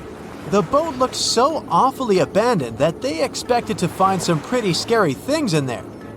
but it didn't stop Rutherford from searching the vessel. The boat, which turned out to be named Wolfhound, looked like an upscale one, probably costing hundreds of thousands of dollars. It was pretty weird to find it floating by itself in the middle of the ocean. It seemed like whoever abandoned it was leaving in a rush. There were clothes and other personal belongings all over the main cabin. Some parts of the ceiling had fallen and some drawers had popped open. The brave sailors decided to tow the ghost ship back to Bermuda. It wasn't easy because Wolfhound was bigger and heavier than their boat. After days at sea, the crew was running low on fuel and asked a passing freighter to stop and give them some gas. They kept pulling Wolfhound until the tow line got wrapped around the rudder and they realized they could get stranded in the Bermuda Triangle. So they had to abandon the ship. What really happened and how Wolfhound ended up in the middle of the ocean will probably remain a mystery. Rumor has it that it belonged to a member of the Royal Irish Yacht Club. The ship was going on its first voyage from Connecticut to Bermuda and then Antigua. It got in a terrible storm around 400 miles away from Delaware. The winds were so strong that the yacht suffered 2 knockdowns. A Greek cargo ship rescued the crew. They left the ship with an emergency beacon on. The rescued crew members shared that they saw the ship sink, which only adds more questions to the story. How did it get back to the surface? Does the Bermuda Triangle have anything to do with that? Christopher Columbus himself reported some unusual compass activity going on in this mysterious area while he was on his way to the New World. Despite the stories of more than 50 ships and 20 planes disappearing in the area, it remains one of the most heavily traveled shipping routes in the world. Some skeptics believe that this fact solves the Bermuda Triangle mystery. It could make sense because the busier the area, the more accidents happen there. But then again, it's not the number of disappearances that makes the place so mysterious. It's the lack of explanation and wreckage lost for good. The first ever confirmed ship to vanish in the Bermuda Triangle was the USS Pickering. In 1800, it departed from the US on its way to the West Indies. The ship sailed into the Bermuda Triangle along with its 90-man crew. No one ever heard anything from them ever since. The popular explanation is that the ship was taken out by a storm. But because no one found any wreckage, we'll never know for sure. The largest ship that has ever disappeared in this mysterious area was the USS Cyclops. In March 1918, carrying a crew of 306 people, the USS Cyclops left Barbados and headed home to Baltimore. The ship passed through the Bermuda Triangle on its journey and vanished into thin air, or rather, water. The Cyclops never sent any distress signal and disappeared without any explanation or trace. The Bermuda Triangle isn't the only place in the world where ships go missing or mysteriously resurface. One of the most famous ghost ship stories would be of SS Baychimo. The large cargo steamer was built in Sweden. On October 1st, 1931, it got caught in pack ice. The crew decided to wait it out and managed to break free after a couple of days, only to get trapped again in less than a week. This time, they didn't manage to make it out. A rescue team went by air to save 22 of the crew members. 15 other members stayed in a wooden shelter they built not far away from the ship. Their plan was to wait out the winter and get back aboard. At the end of November, a strong blizzard was rushing through the area. When it was over, Baychimo seemed to have gone away with the storm. The captain decided it must have broken and sunk, but a few days later, a local hunter informed them that he had seen the ship around 45 miles away from their camp. The crew managed to find the ship and took the most valuable cargo from its hold. They had fears that Baychimo wouldn't live through that rough water. but it did manage to survive after all. Once the ice was gone, it floated away and ended up drifting along the shores of Canada and Alaska. Many people reported seeing the ghost ship in an open sea. Some even tried to board it to save the ship, but the weather didn't allow it to happen. The last time someone saw SS Baychimo was in 1969, 38 years after its crew had left it. It could still be drifting somewhere in the ocean. The story of MV Joyita happened in the South Pacific. The ship was originally a wooden luxury yacht. After serving for 20 years to various owners, it became a merchant ship. In 1959, it set on a trading voyage that was supposed to last around 2 days. When it didn't reach its destination on time, no one was worried at first as things happen in the open waters. After another day, and no distress signals from the Joyita, it was obvious that something serious was going on with it. There were 25 people aboard, and their families wanted to find them. A search and rescue crew worked for 6 days looking for the ship, or at least its wreckage, in an area of nearly 100,000 square miles. That's 1.5 times as big as Florida. Sadly, the mission had come back with no results. It seemed like Joyita had disappeared without a trace. A month later, another merchant ship noticed Joyita drifting in the ocean, miles and miles away from its original route, and none of the crew members or passengers were on board. The cargo had also disappeared. The lifeboats were also gone, so the people must have escaped the ship hoping to save themselves. It turned out that the crew had been trying to get help as they tuned the radio to the International Distress Channel. But the damaged cable didn't let them send the signal any further than 2 miles. It also looked like when they were leaving the ship, the crew took the logbook with them, and we still don't know what exactly happened to Joyita. Family members of those who were on board are still looking for answers. One professor claims it must have been a corroded pipe that leaked and flooded the vessel, but we'll most likely never know for sure. In the Pacific Ocean, near Japan, there is an area nicknamed the Devil's Sea. It's believed to be one of the 12 vile vortices around the Earth. Some people claim that vile vortices have weird things going on in them because the pull of the planet's electromagnetic waves is stronger there than anywhere else. The most famous ship that disappeared in the area was a fishery patrol vessel in 1952. The ship went there to investigate the vessels that went missing previously and disappeared along with 31 crew members.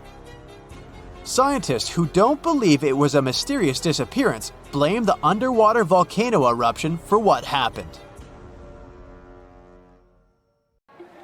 So in 2017, over 25 million people boarded cruise ships all over the world.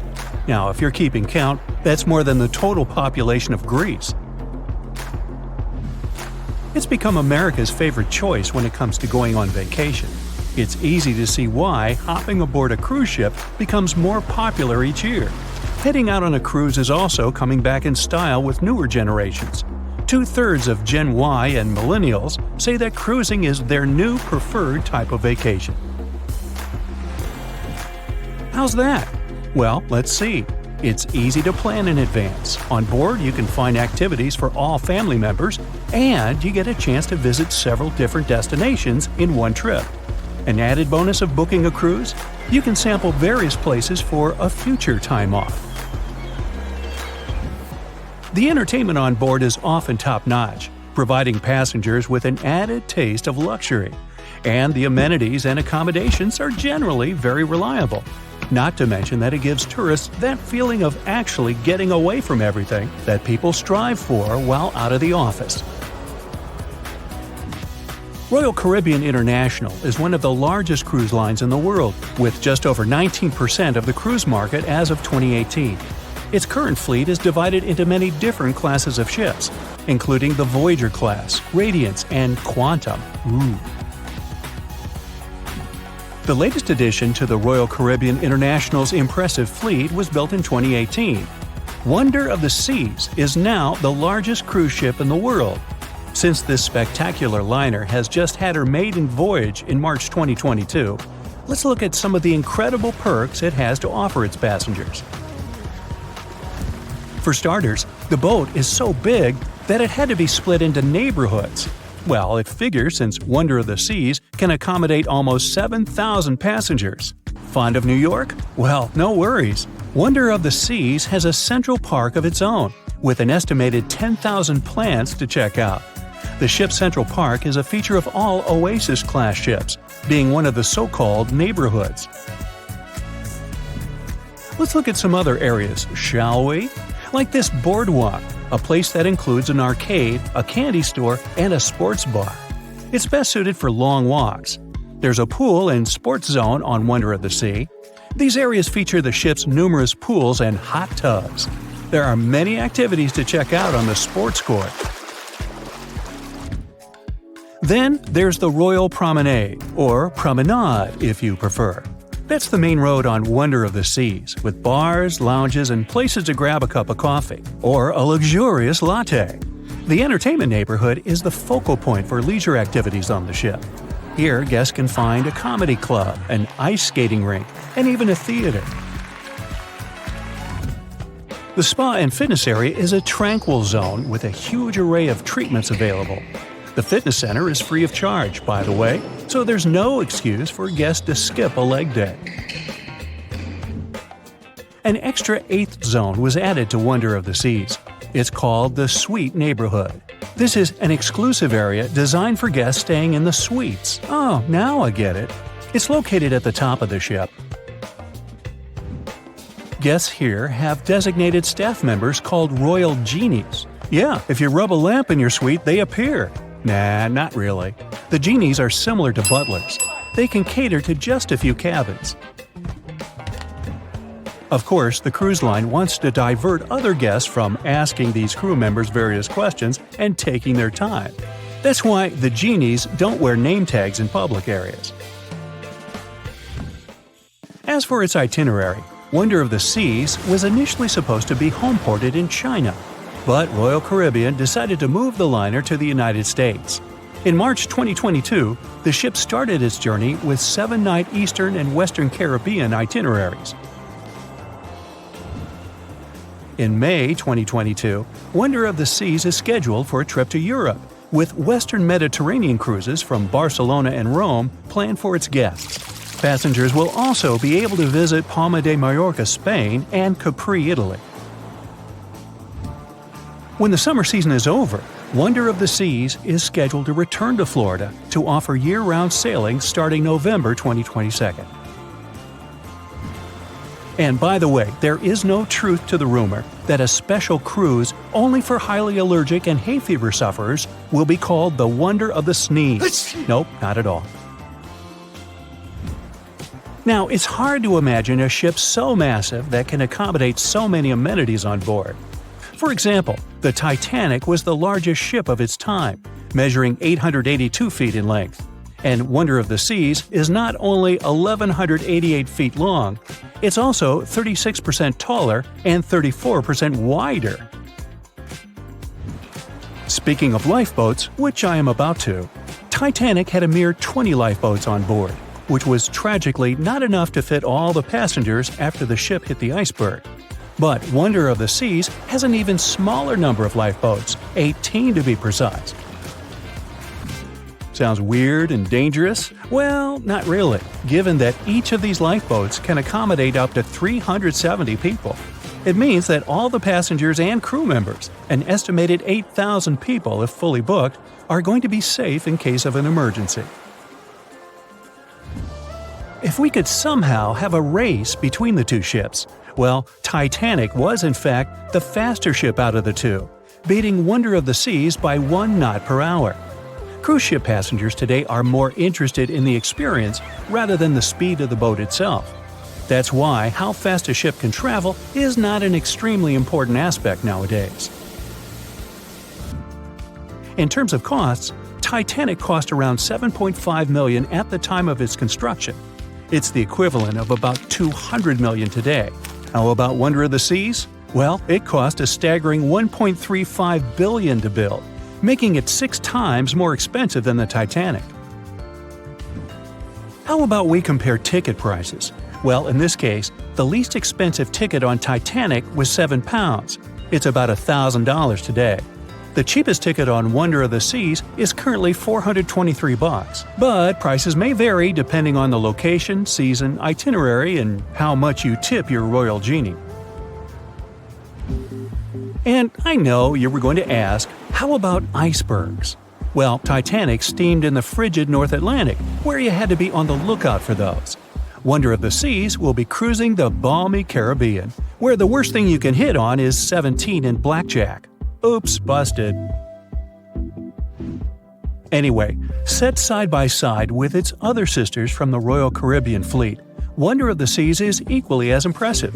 The company's earliest ships could host about 2,500 people. This included passengers and the staff. Such ships were Splendor of the Seas, Legends of the Seas, and the smallest of them all, Thumbelina of the Seas. No, wait, that should be Empress of the Seas. Oops, my bad. The largest ships in the company's fleet can now house about 9,000 people altogether. That's almost 3 times the size and capacity of the earlier liners. Wonder of the Seas is one of them, as well as Harmony of the Seas and Symphony of the Seas. Are you seeing a pattern here? Yep, if you ever encounter a ship with Of the Seas in its name, it's safe to assume it belongs to Royal Caribbean. But if it's a can of tuna, it might actually be Chicken of the Sea. Hey, I like tuna. Now, choosing between cruise ships based on their size is like wondering if you should visit your local museum or the Louvre in Paris. It all depends on your preferences. Some families prefer small settings. Others are fan of large spaces that can provide everything they need. Historically, it's equally as exciting how far we've come in terms of maritime transportation. The SS Royal William, for example, was the first boat to ever make a transatlantic voyage almost entirely steam-powered in 1833. And it was a mere 160 feet long and could house roughly 155 passengers. And if the seas were calm, then they were housed less roughly. Similarly, the first modern megaship in the world was the MS Sovereign of the Seas. Launched in 1987, it was only 888 feet long and could carry a little under 3,000 passengers. Size and capacity are not the single improvements added to newer cruise ships out there. Recent technological developments in artificial intelligence and facial recognition have allowed cruise operators to ensure faster, smoother boarding for passengers. If, in the past, it took from 60 to 90 minutes for all passengers to board a ship, nowadays, cruise ship operators manage to get people comfortably settled in less than 15 minutes. Now, I'm sure you're already eager to book a ticket, but let's look into some of the more interesting activities you can try on board Wonder of the Seas. This way, you'll know what you're getting yourself into. All Royal Caribbean ships have loads of artworks available for their guests to enjoy. But Wonder of the Seas goes above and beyond, even featuring statues of astronauts in key locations around the ship. You'll find the first astronaut looking through the glass at the promenade, while a second one is busy rock climbing at the boardwalk. The third and last astronaut is more of a movie fan. This statue can be found near the movie screen sitting area. Going astronaut sightseeing is proving to be quite the experience among guests. In the areas with no access to sunlight, Wonder of the Seas features virtual balconies. In case of bad weather, guests can still have a feeling of the outdoors, but without having to hide from wind or rain. Teenagers have a place of their own reserved on the ship.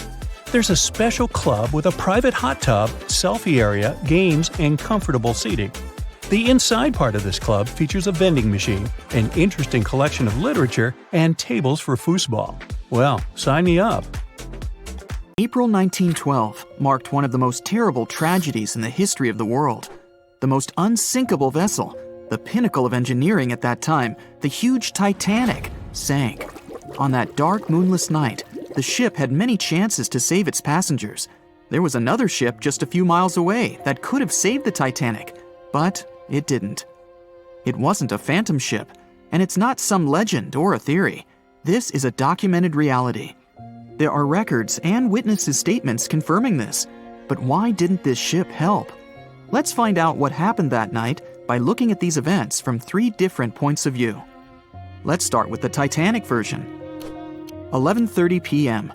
The moon hides behind black clouds. Visibility is bad. Everything is calm on the Titanic. Under the captain's guidance, the communications operator stays in touch with the mainland through the radio. At this moment, some stranger breaks into the frequency, interrupting the operator's communication.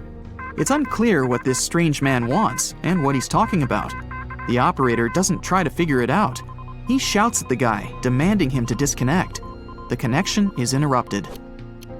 At 11:40 p.m., the Titanic crashes into an iceberg. The ice breaks the hull. Water begins to flood the lower decks. Nobody is panicking yet. 20 minutes later, at midnight, the ship's crew sends a distress signal through the radio frequency. Few people understand how bad the situation really is. After 20 minutes, at 12:20 a.m., they start lowering lifeboats with passengers. At 12:25 a.m., they receive a response to the distress signal. This is RMS Carpathia. Their captain reports they're already sailing at maximum speed towards the Titanic. But the problem is that the crash site is 58 miles away. This means Carpathia will only be here in 4 hours. At 12:45 a.m., the sinking ship's crew release rockets into the air. These flares are one of the main reasons for the terrible fate of many passengers, but more on that later. 90 minutes later, the Titanic's deck breaks and the ship dives underwater. At 4:10 a.m., the Carpathia finally arrives at the shipwreck location. The crew members make heroic efforts to save all the people. They take 705 survivors on board. At this moment, another ship appears. It's SS Californian. The Carpathia sails towards the New York coast with all the people. The Californian floats in search of passengers and finds nothing but wreckage. The ship was only a few miles away while the Titanic sank into the icy water. The Californian could have saved these people, but did nothing. Its captain, Stanley Lord, made one of the most terrible acts that a sailor can allow. He didn't help a sinking ship. When the world found out about all this, they detested Captain Lord. They couldn't bring charges against him, and the trial didn't punish him. But his career was ruined entirely, as no other ship company would hire him. Despite this, he never confessed he had been guilty. Before he passed away, the captain said it hadn't been his fault. If this was true, then what happened there? This brings us to the Californian version. It's the night of April 14th. The Californian is sailing in the cold waters of the North Atlantic. The ship gets into a section with a lot of icebergs. At 10:10 p.m., Captain Lord stops the ship. It's too dangerous to move around this area, as they can damage the hull. At 11 p.m., the ship starts drifting. It's impossible to move in such conditions with such poor visibility. The captain knows that the Titanic is coming here, so he orders the radio operator to warn the ship about the danger. Radio operator Evans turns on the receiver and tries to contact the Titanic. He spends about 30 minutes on it. The connection is finally established. At this moment, the Titanic radio operator is speaking with the mainland. Evans interrupts this conversation and tries to warn the ship about icebergs. The operator doesn't understand Evans' words. He's annoyed because Evans broke into the channel so brazenly. He shouts at Evans and cuts the connection. Tired, Evans turns off the receiver and informs his superiors about the incident. It's still a mystery how the captain reacted to this news. He probably thought the Titanic knew about the danger. He lets Evans go to bed. If Evans hadn't turned off the radio and waited 1 hour, he would have heard a distress signal from the Titanic. But you shouldn't blame him. At this point, he has no official reason to stay at the transmitter. Evans is too exhausted and can't fight drowsiness. So, Evans goes to bed. The Titanic begins to sink. Its captain sends a distress signal. The operator on board the Carpathia catches it, but the Californian doesn't, since the receiver is turned off. Captain Lord can't sleep. He feels that something is wrong. Meanwhile, the Titanic is rapidly sinking under the water. The captain gives the order to launch rockets into the air. And here is where one of the critical mistakes takes place. They release warning lights, but they are not red. The crew forgot to take red rockets on board for some reason, so they lit up the sky with a bright white light. If you need to send a distress signal, you need to release red lights. Captain Lord sees these lights, but doesn't perceive them as a cry for help. It can't be that there are no standard red rockets on such a massive ship as the Titanic. But, unfortunately, it can. Captain Lord thinks the Titanic is sailing away. Perhaps there is some unknown reason behind those white lights, but he doesn't really know. So, Captain Lord has no idea that the Titanic is sinking. He still decides to contact the ship, but this time, not through radio communication. Captain Lord doesn't wake up the radio operator and sends a signal to the Titanic through a signal lamp. It's important to understand that many old-school captains didn't take radio communication seriously. They didn't understand the value of this technology. That's why Captain Lord doesn't wake up Evans. He sends light signals, but the Titanic doesn't respond. Many survivors later mentioned seeing the flashing lights of the Californian, but there was nothing they could have done. The ship's crew doesn't hear their cries for help. At 2:20 a.m., the Titanic completely goes underwater. A little more than 2 hours later, radio operator Evans wakes up and turns the transmitter on. He hears many rescuers talking about the sunken ship. Evans understands everything. He reports this to the captain. At that moment, the Californian immediately heads to the wreck site.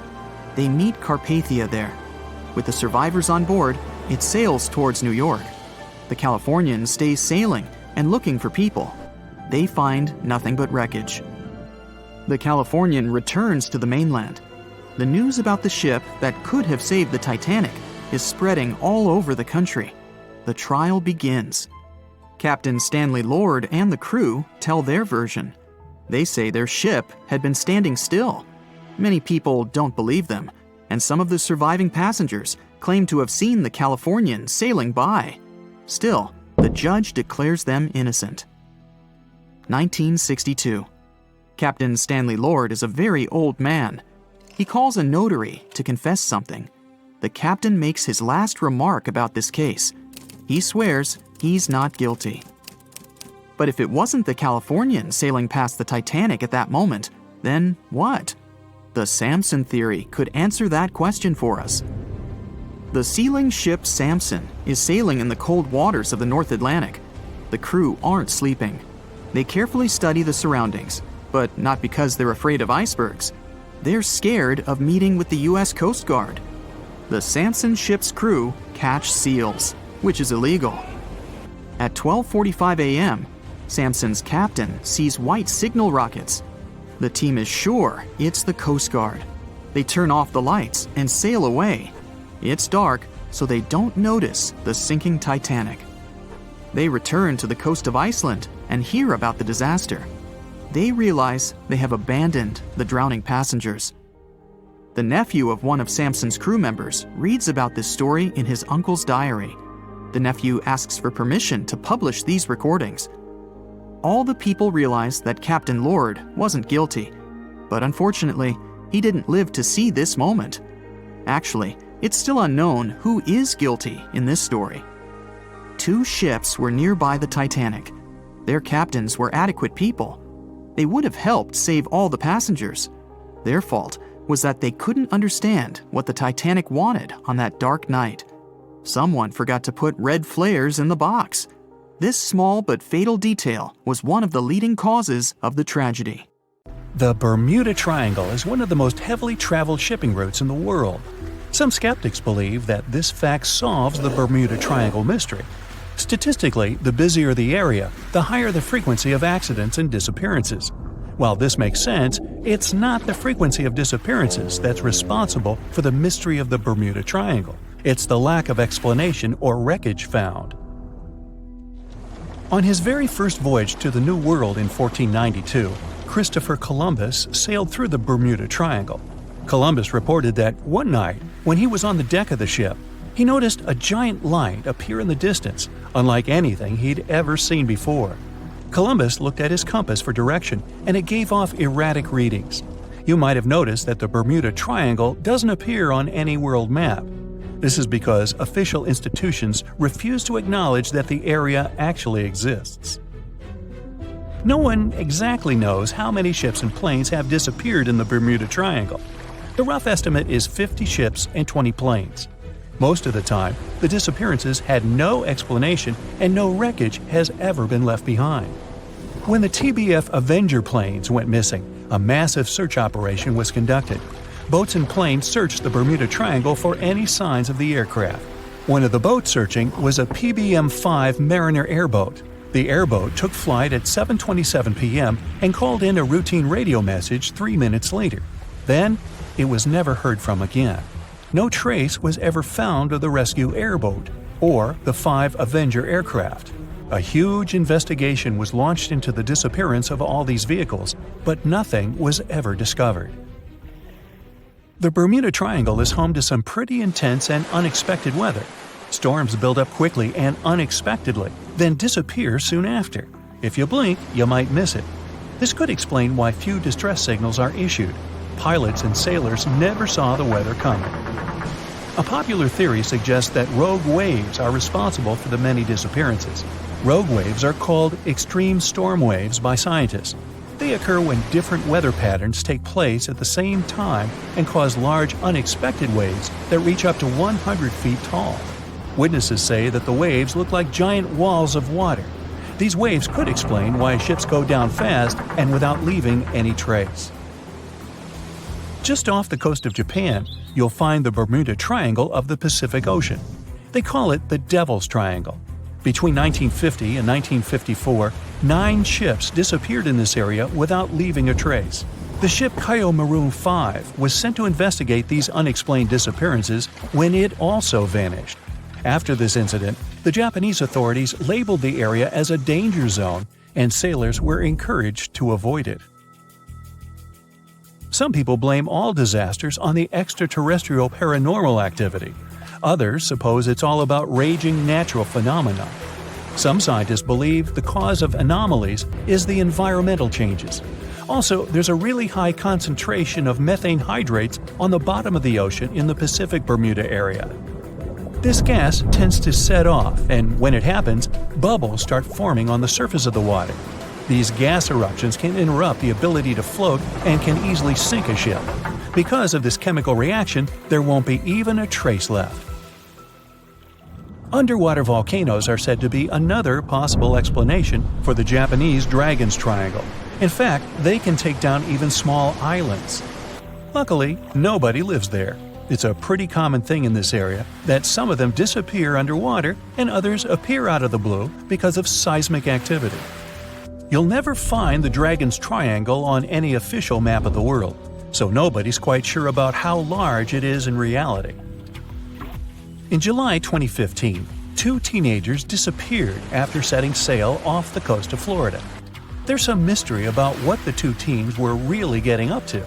They told their parents that they were just going to fish, but they told their friends that they were crossing to the Bahamas. Shortly after they left, a line of thunderstorms moved towards the area, and the boys were never heard from again. A massive search was conducted, but sadly, nothing was found. 1 year later, the pair's boat was found off the coast of Bermuda with a broken iPhone and some personal effects left inside. One of the most popular and bizarre theories trying to solve the Bermuda Triangle mystery comes from Charles Berlitz. He insists that the area is home to the lost city of Atlantis. The missing ships and planes and malfunctioning equipment, according to him, were all caused by rays of energy let out by the special energy crystals that power Atlantis. While this sounds silly, Berlitz's theory was convincing enough that over 20 million people bought his book worldwide. Previously, the compass wouldn't work well in the Bermuda Triangle since the lines of the 2 poles coincided here, true north and magnetic north. But if you fall into this line, your compass will behave strangely. But the magnetic north is constantly shifting, and now it's far beyond the triangle. No legend says pirates of the last centuries operate in the Bermuda Triangle, or that the Flying Dutchman makes other ships disappear. A popular theory is that ships travel to the distant past or future through a time portal in the Bermuda Triangle. Fortunately, these are all myths. Just imagine hundreds of giant tentacles reaching out to a group of ships sailing through the Bermuda Triangle. In the past centuries, they could easily sink an entire fleet, since the ships were made of wood and were lighter. Squids wrapped decks with their strong tentacles, made holes in the ship's hulls with their sharp beaks. Toothy suction cups could break the masts and tear the sails. The water was filling the holds and slowly rising to the deck. The ship sank in a matter of minutes. Survivors reached the shore and told everyone about huge monsters. This is how the legends of the Kraken appeared. Fortunately, now people have sonars and equipment for monitoring the sea space. They say the main reason why this place is so enigmatic must be the magnetic fields that form this ominous triangle. Ocean floor is made of rocks containing a lot of magnetite. It's more like iron. Magnetic fields react to the high concentration of magnetite on the ocean floor, which may start a sort of conflict between the two. It can often lead to various weather anomalies and, as a result, navigation issues. And naturally, any changes in the ocean floor or the Earth's magnetic fields influence the Bermuda Triangle a lot. Magnetic fields tend to shift their position, so do tectonic plates and even the continents, even though we never notice it. The skies are usually very clear there, but back in 1883, some people witnessed abnormal things in the area. Some claim to have seen large blocks of ice falling from the skies, and the crew even managed to save one as hard proof. Seems like the Bermuda Triangle has an alternate not only on Earth, but even in space.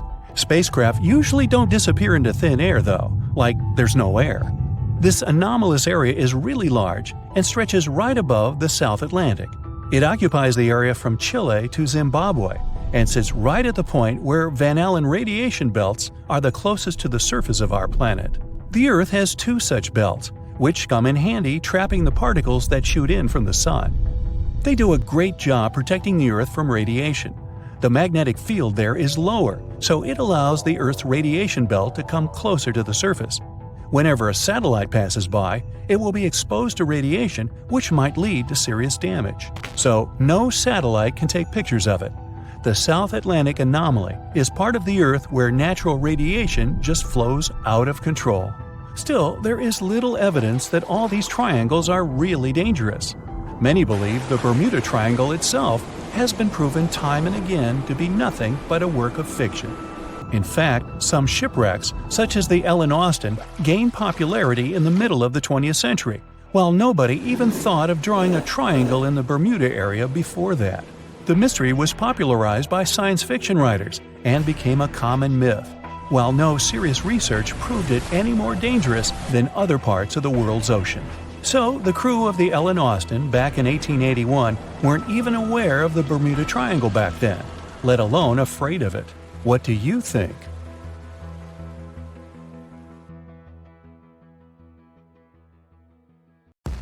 It's 2018. You get up early in the morning to go ashore and catch some fish. You come to the spot you were yesterday, throw the hook into the sea, and wait. The float is twitching.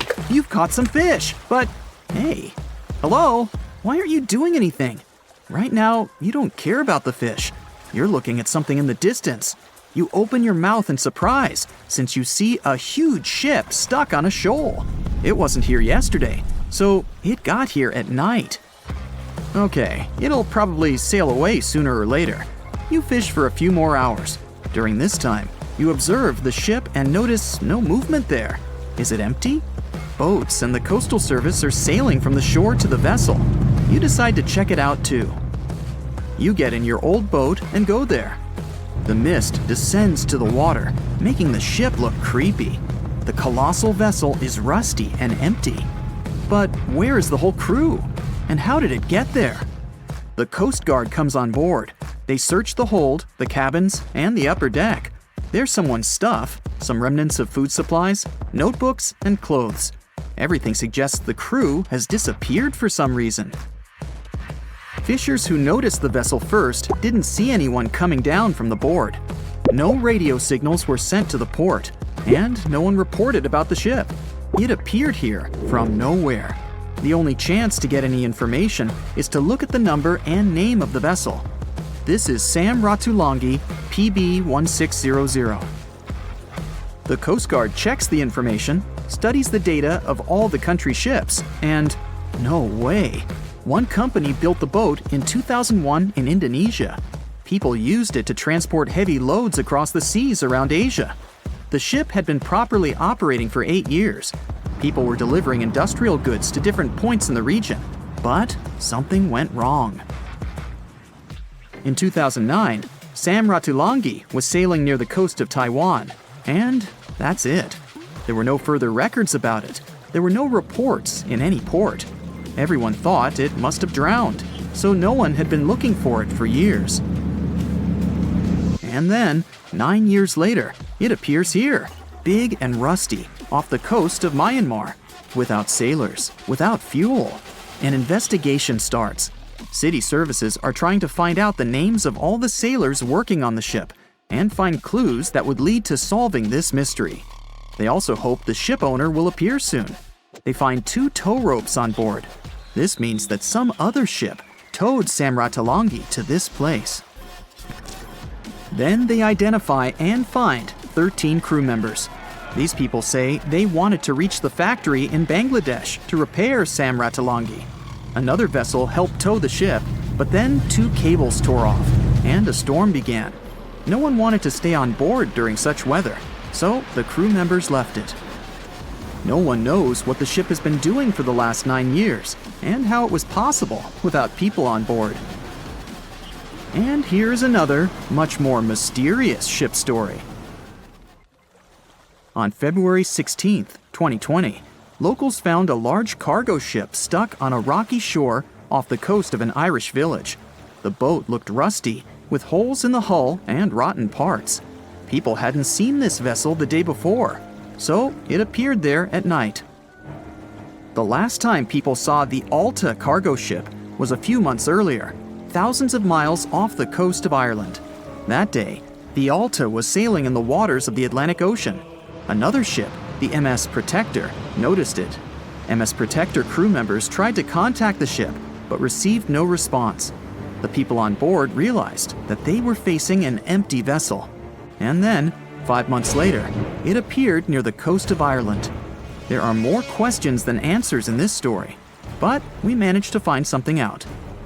In 2015, the Alta appeared and disappeared from the radar several times. Any ship has an internal tracking system, so people can track its route using satellites. But Alta crew members often disabled this system. Perhaps they were engaged in some illegal activity. Anyway, in 2017, the ship often sailed between the ports of Greek islands. Then, the tracking signal disappeared and appeared only 10 months later, off the coast of North Africa. During this time, the ship changed several flags. In September 2018, the Alta was southeast of Bermuda and headed for Haiti. Then, the crew started facing problems. First, the main engine failed right in the middle of the Atlantic Ocean. The ship began to drift. Several days passed, but the crew members weren't able to repair it. They began to run out of food and water supplies. The situation got even worse when they found out that a hurricane was approaching the place. Fortunately, they managed to contact the U.S. Coast Guard. A helicopter flew to the Alta on October 2nd to bring them some supplies. There was enough food for several days. Then, a rescue boat sailed to the ship. It evacuated all the sailors and delivered them to Puerto Rico before the hurricane. The Alta had to drift alone in the ocean. After a while, another ship approached the Alta to tow it to the shores of Guyana. But at this moment, everything went wrong. Someone stole the boat, disabled the tracking system, and sailed away in an unknown direction. After almost a year, the MS Protector found the empty Alta in the waters of the Atlantic Ocean. And then, 9 months later, the ship without a crew sailed to the shores of Ireland. How did it manage to travel across the Atlantic and get to the coast of Ireland? It's still a mystery. Maybe it was just luck. No one else saw the ship all this time. It was just covering huge distances, surviving storms. Who's the captain? What happened to the thieves? Who owns the ship now? One day, someone called the village administration and introduced themselves as the vessel owner. But that unknown person didn't provide any evidence. They found several barrels of oil on the ship, which they took away by helicopter. The Alta was rusting. Corrosion of metal could damage the environment. The vessel had no commercial value, yet it would have taken millions to get rid of it. There were 3 options for what to do: leave the ship where it was, tow it into the sea and let it sink, or disassemble it for scrap. But nature had its own plans. Storms and strong waves split the hull into 2 parts. The Alta was drifting without a crew in the waters of the Atlantic Ocean for about 2 years. But this is nothing compared to a ship that was traveling for 38 years. The record belongs to the SS Baychimo. It was a merchant vessel owned by some trading company. In 1931, the ship found itself on the ice off the coast of Alaska. Its movement slowed down. A thick layer of ice blocked the ship, and a strong storm only made the situation worse. The blizzard was so intense that the crew members couldn't see anything but a white veil in front of their eyes. Sailing any further was impossible. The team had to wait for the storm to end. They waited for a day, 2, 3 days. A week had passed, but the snowstorm was only getting stronger. Then, one day, it grew weaker. The crew members split into 2 teams. The first team went to the nearest city. The second group, along with the captain, stayed on board. They set up camp next to the ship and waited for the blizzard, which had started again, to end. There was 0 visibility. And finally, one day, the storm was over. Great! And now, wait a minute. But where is the ship? The SS Baychimo just disappeared during the blizzard. The captain was sure that the ship had sunk, so he left along with the crew. Then, a week later, they saw the vessel drifting near the area where they had lost it. The hull was damaged so severely that it was unsafe to sail on it. Repairing the ship would be pointless and expensive, so the captain decided to abandon it. He was sure that it would go underwater sooner or later, but it stayed afloat for the next few days, the next few months, and a few years. People had reported seeing it at various points along the coast of Alaska for 38 years. The last record of the SS Baychimo is dated 1969. Those who saw it claimed the ship was completely frozen, almost merged with the ice. Some people planned to start an expedition to find the ship, but all attempts were unsuccessful. The vessel is probably lying somewhere on the deep sea floor. It has recently become a popular location for many tourists looking for the perfect place to get away from it all. If you're lucky enough to catch a sunny day here, it's like no other, I can assure you. Chances are, you'll end up having loads of foggy days, but let's be honest, they have a special allure of their own. This enchanting smile-shaped island is called Sable Island. It's located 190 miles from mainland Nova Scotia. It wasn't accessible to the general public until 2013. That's when it was added to the list of National Parks of Canada. You can get here either by plane or by water. But what's so enchanting about this place anyway? There must be something since the yearly tourist count is growing every year. Firstly, there's a spectacular number of wild horses here. There are between 200 and 500 horses roaming free all over the island. There's also a large population of gray seals. The place is also the only breeding location of a rare bird species called the Ipswich sparrow. If you're already considering a trip here, there are some things you need to know first. Remember that fog I mentioned earlier? Well, it turns out that Sable Island is the foggiest place in the Canadian Maritimes. I'm talking about approximately 127 foggy days each year. During such days, Sable Island literally disappears underneath a thick layer of fog. You won't be able to explore the place on your own either. The local regulations state that visitors need to travel within a group, and they also need to keep a 197-foot distance from the wildlife they can encounter here.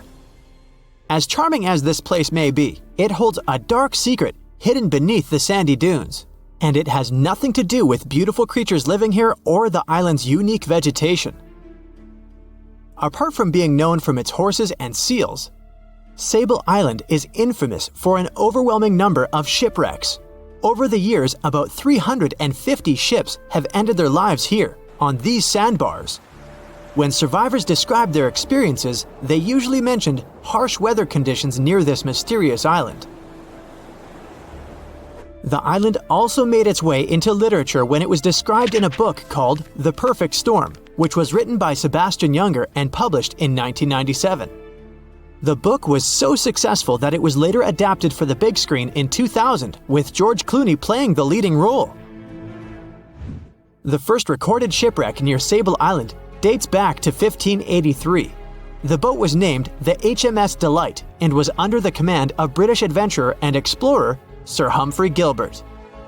Only 17 people managed to survive the catastrophe by escaping in a small boat. Records mention that they spent 7 days at sea before reaching the shores of Newfoundland. In 1884, another vessel named the Nicosia struggled in the thick fog as well. The ship was completely destroyed, but fortunately, all 18 crew members managed to survive. The captain's son was almost lost at sea when a lifeboat capsized when he was climbing into it. He somehow managed to stay underneath the lifeboat, which was completely submerged. When this lifeboat righted, he eventually emerged from the water and was rescued for the second time. The years between 1947 and 1999 were relatively quiet on the island. In 1999, though, a yacht called the Merrimack ran aground near the shore of the island at about 2 a.m. on July 27th.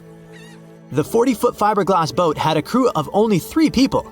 Natural gas exploration workers, who were luckily not far away, rescued them. The crew managed to fly safely to Halifax the next day. The owner of the Merrimack tried to recover his boat by hiring local fishermen. Unfortunately, this operation was unsuccessful, since only the fittings of the yacht were eventually saved. It took no more than 6 weeks for the sand and waves to crush and completely break up the hull of the Merrimack. So what is it about this place that's so dangerous for boats? Does it have anything to do with the weather? Or maybe there's other forces at play? The explanation turns out to be a bit more complex, and it wasn't easy to figure out, at least not way back in the 1500s. First of all, the island is located close to one of the world's richest fishing grounds. Since it's also near one of the major shipping routes between Europe and North America, hundreds of vessels sail past it each year. The likelihood of shipwreck increases when there are so many boats roaming around the area. Sable Island is also in the way of most of the storms that move up the Atlantic coast of North America. It's no surprise that boats often get hurtled straight onto the shores of this island. The weather has a lot to do with it too.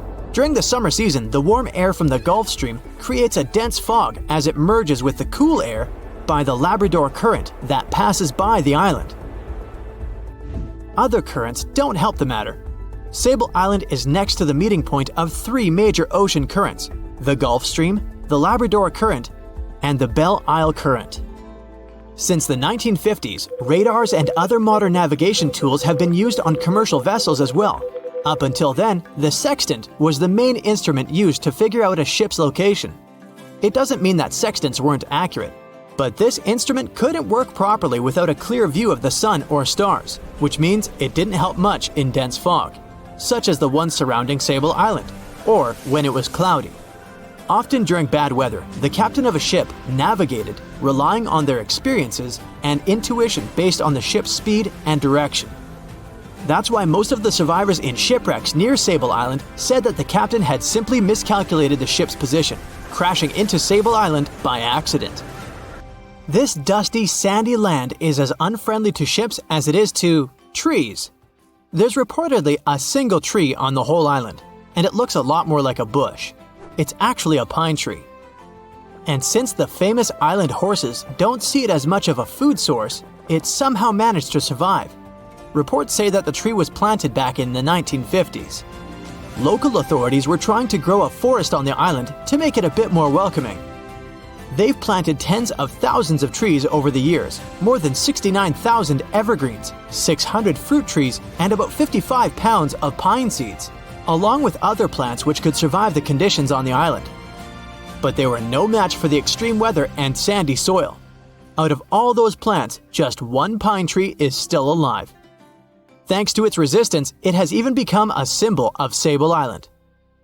Interestingly, for around 40 years, the island also had just one inhabitant. Can you imagine that? One person living on a remote island for so many decades? It's the story of a woman called Zoe Lucas. She chose to surround herself with the only residents on the island: the horses, the gray seals, and the many species of birds. An esteemed naturalist, she mentioned in an interview she gave back in 2017 that she was used to living on the island and that she never got lonely. To survive here, she had to put together an essentials kit. It included a notebook to take notes and a pair of binoculars to study the wildlife. You can safely assume she wasn't scared of the intimidating surroundings, since she decided to eventually call this place home. At first, Zoe wanted to set up camp on one end of the island, near some abandoned buildings. But eventually, she settled in a wooden house near a bunch of sand dunes. A Canadian institution called the Meteorological Service of Canada put together the simple construction back in the 1940s. Parks Canada operates the building these days. Zoe's work included gathering as much data on the local horse population as possible. It could help scientists better understand how they managed to adapt to the unfriendly environment. She also helped gather the debris that made it to the shore to help track pollution levels. Among all the rubbish that she collected, there was a refrigerator and a crate full of fresh peppers. Some other specialists eventually started working rotating shifts on Sable Island to offer the brave woman a little bit of company now and then. In 1945, 5 TBF Avenger aircraft took flight for a routine training exercise around the Bermuda Triangle. In the middle of the exercise, the planes were struck by intense rain and heavy winds, despite the clear weather forecast. The pilots became extremely disoriented and radioed the base to report that their navigational equipment had stopped working. The last thing the base heard was, "When the first plane drops below 10 gallons, we'll all go down together," and then static. The 5 planes and their 14 crew members were never seen or heard from again. On his very first voyage to the New World in 1492, Christopher Columbus sailed through the Bermuda Triangle.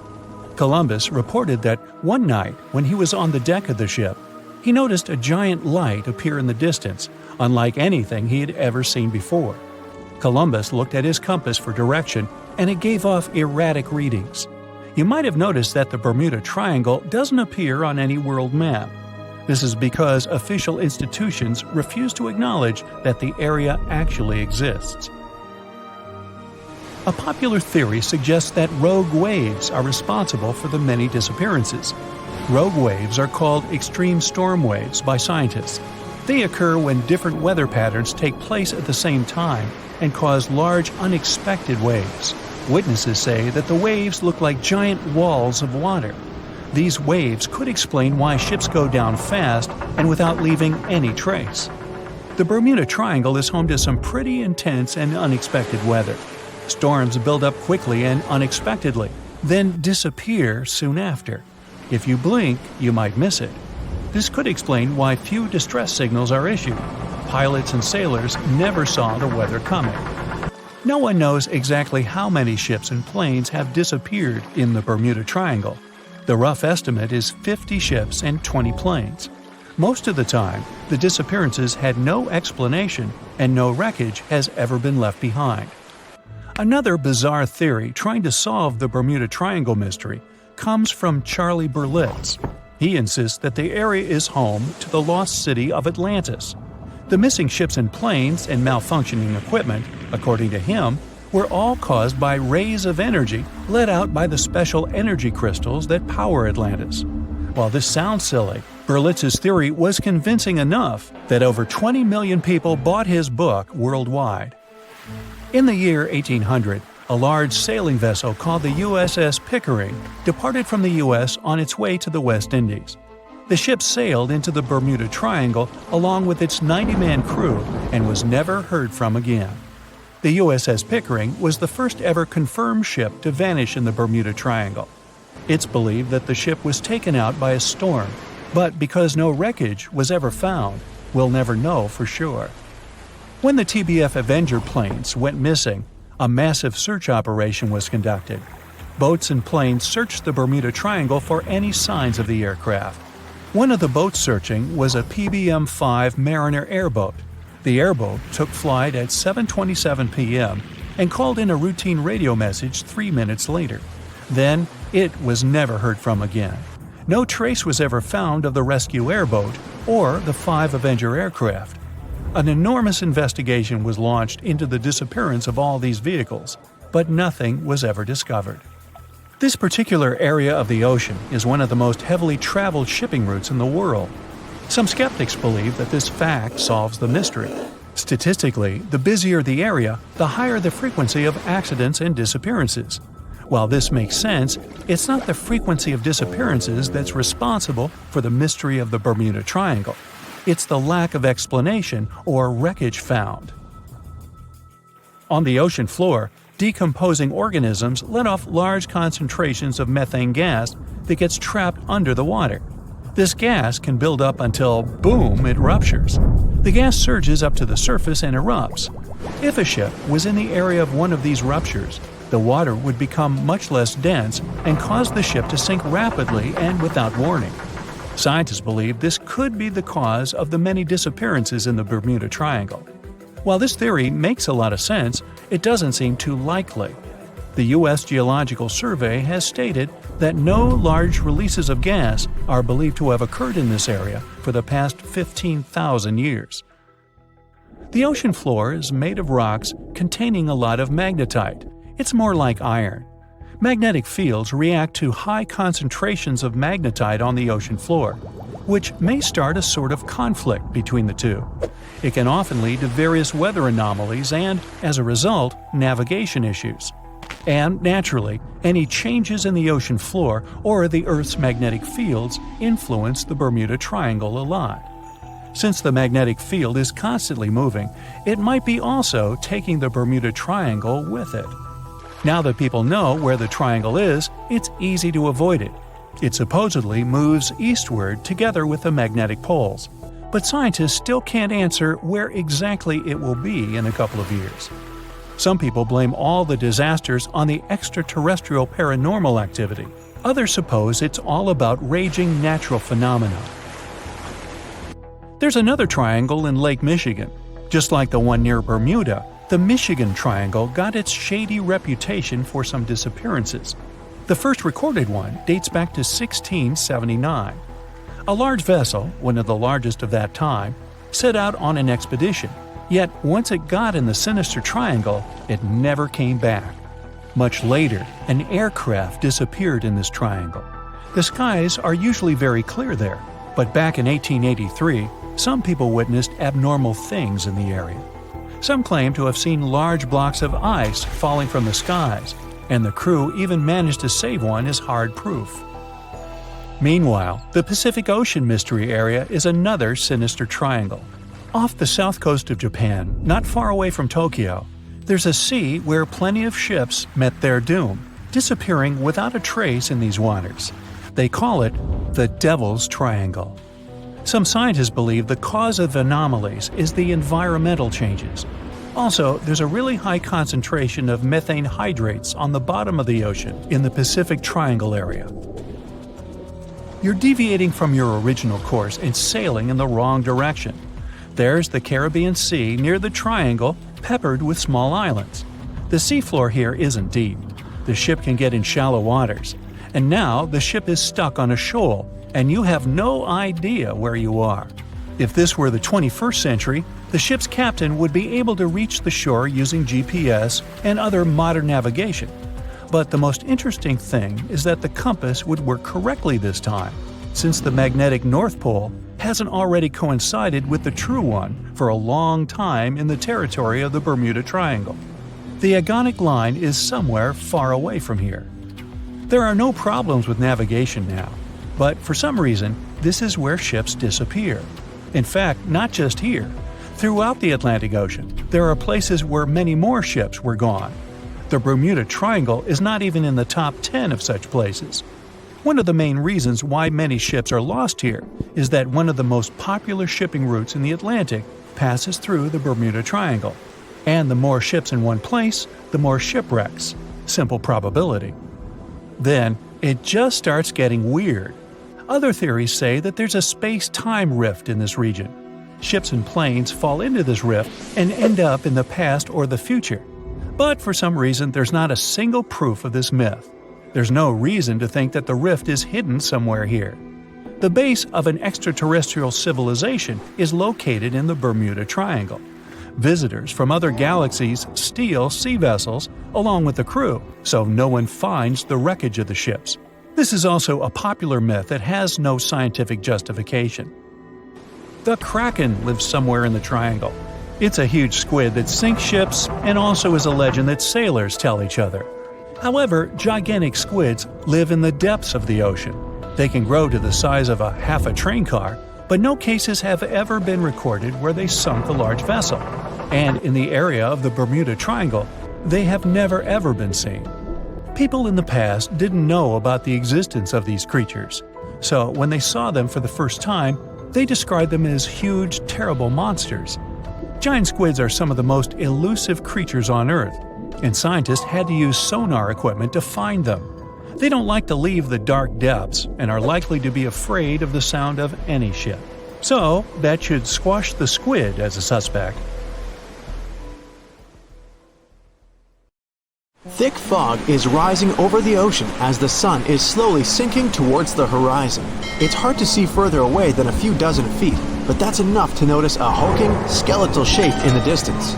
As your ship approaches the figure, your heart beats faster, and then you make out the details of another vessel, abandoned by the looks of it.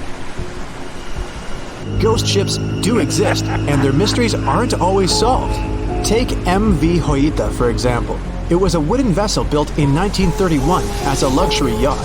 It had served well to various people over 20 years before it was bought by a Samoan sailor and became a merchant ship. In 1955, though, Joyita's service came to an abrupt and mysterious end. On October 3rd, it set sail for another trading voyage that should have taken no more than 48 hours. Delays happen in the sea, so when Joyita didn't arrive on October 5th as scheduled, there was little worry yet. But then it failed to come on the following day too. There was no distress signal or any other sign of Joyita's presence anywhere between its departure and arrival points. A search and rescue party was dispatched to find the ship, and for 6 days, they were scouting the area of nearly 100,000 square miles. On October 12th, the mission returned to the base empty-handed. Joyita vanished without a trace. It was only a month later that another merchant ship, Tuvalu, noticed the missing vessel far away from its route, drifting in the open sea and listing heavily.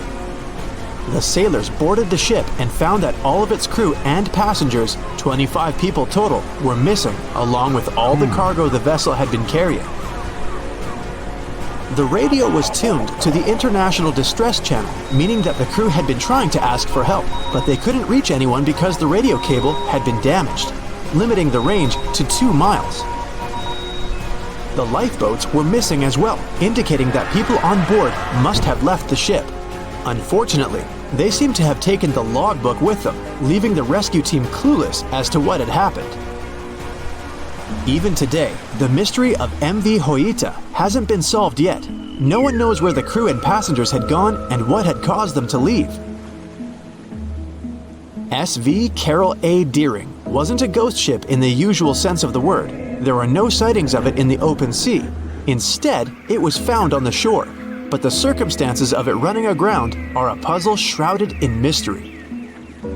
Carroll A was built in 1919 in Maine, and it was a large vessel made for commercial voyages. Unfortunately, despite its large cost of construction, it had only served for a year before its last trip. July 19, 1920. The ship was traveling from Puerto Rico to Rio de Janeiro via Newport News to deliver a cargo of coal. It was almost halfway to the final destination when the captain fell seriously ill, and the crew turned back to drop him and his son off and replace the captain. The voyage went without incident, but when it came to Barbados in December to resupply, there were strange moods among the crew. The first mate didn't seem to be happy with the new captain. No one paid much attention to it back then, when they probably should have. The last sighting of Carroll A. Deering at sea was on January 28, 1921, when a lightship noticed it off the coast of North Carolina. There was some commotion on the quarterdeck of the ship, where the crew were normally not allowed. Then, another vessel sighted it, but there was already no one on the decks. On January 31st, the merchant ship was found hard aground in the Diamond Shoals, a site notorious for numerous shipwrecks that had been occupying there for centuries.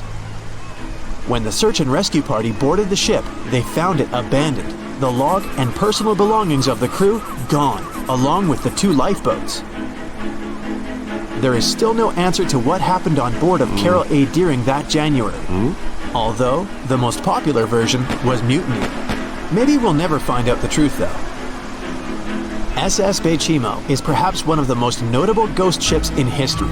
This large cargo steamer was built in 1914 in Sweden and plodded its way dutifully over 16 years, trading provisions for pelts with native tribes of Alaska and Canada. But then, on October 1st, 1931, Baychimo got caught in pack ice. At first, it seemed the crew would be able to wait it out and continue on their route because the ship broke free in a couple of days.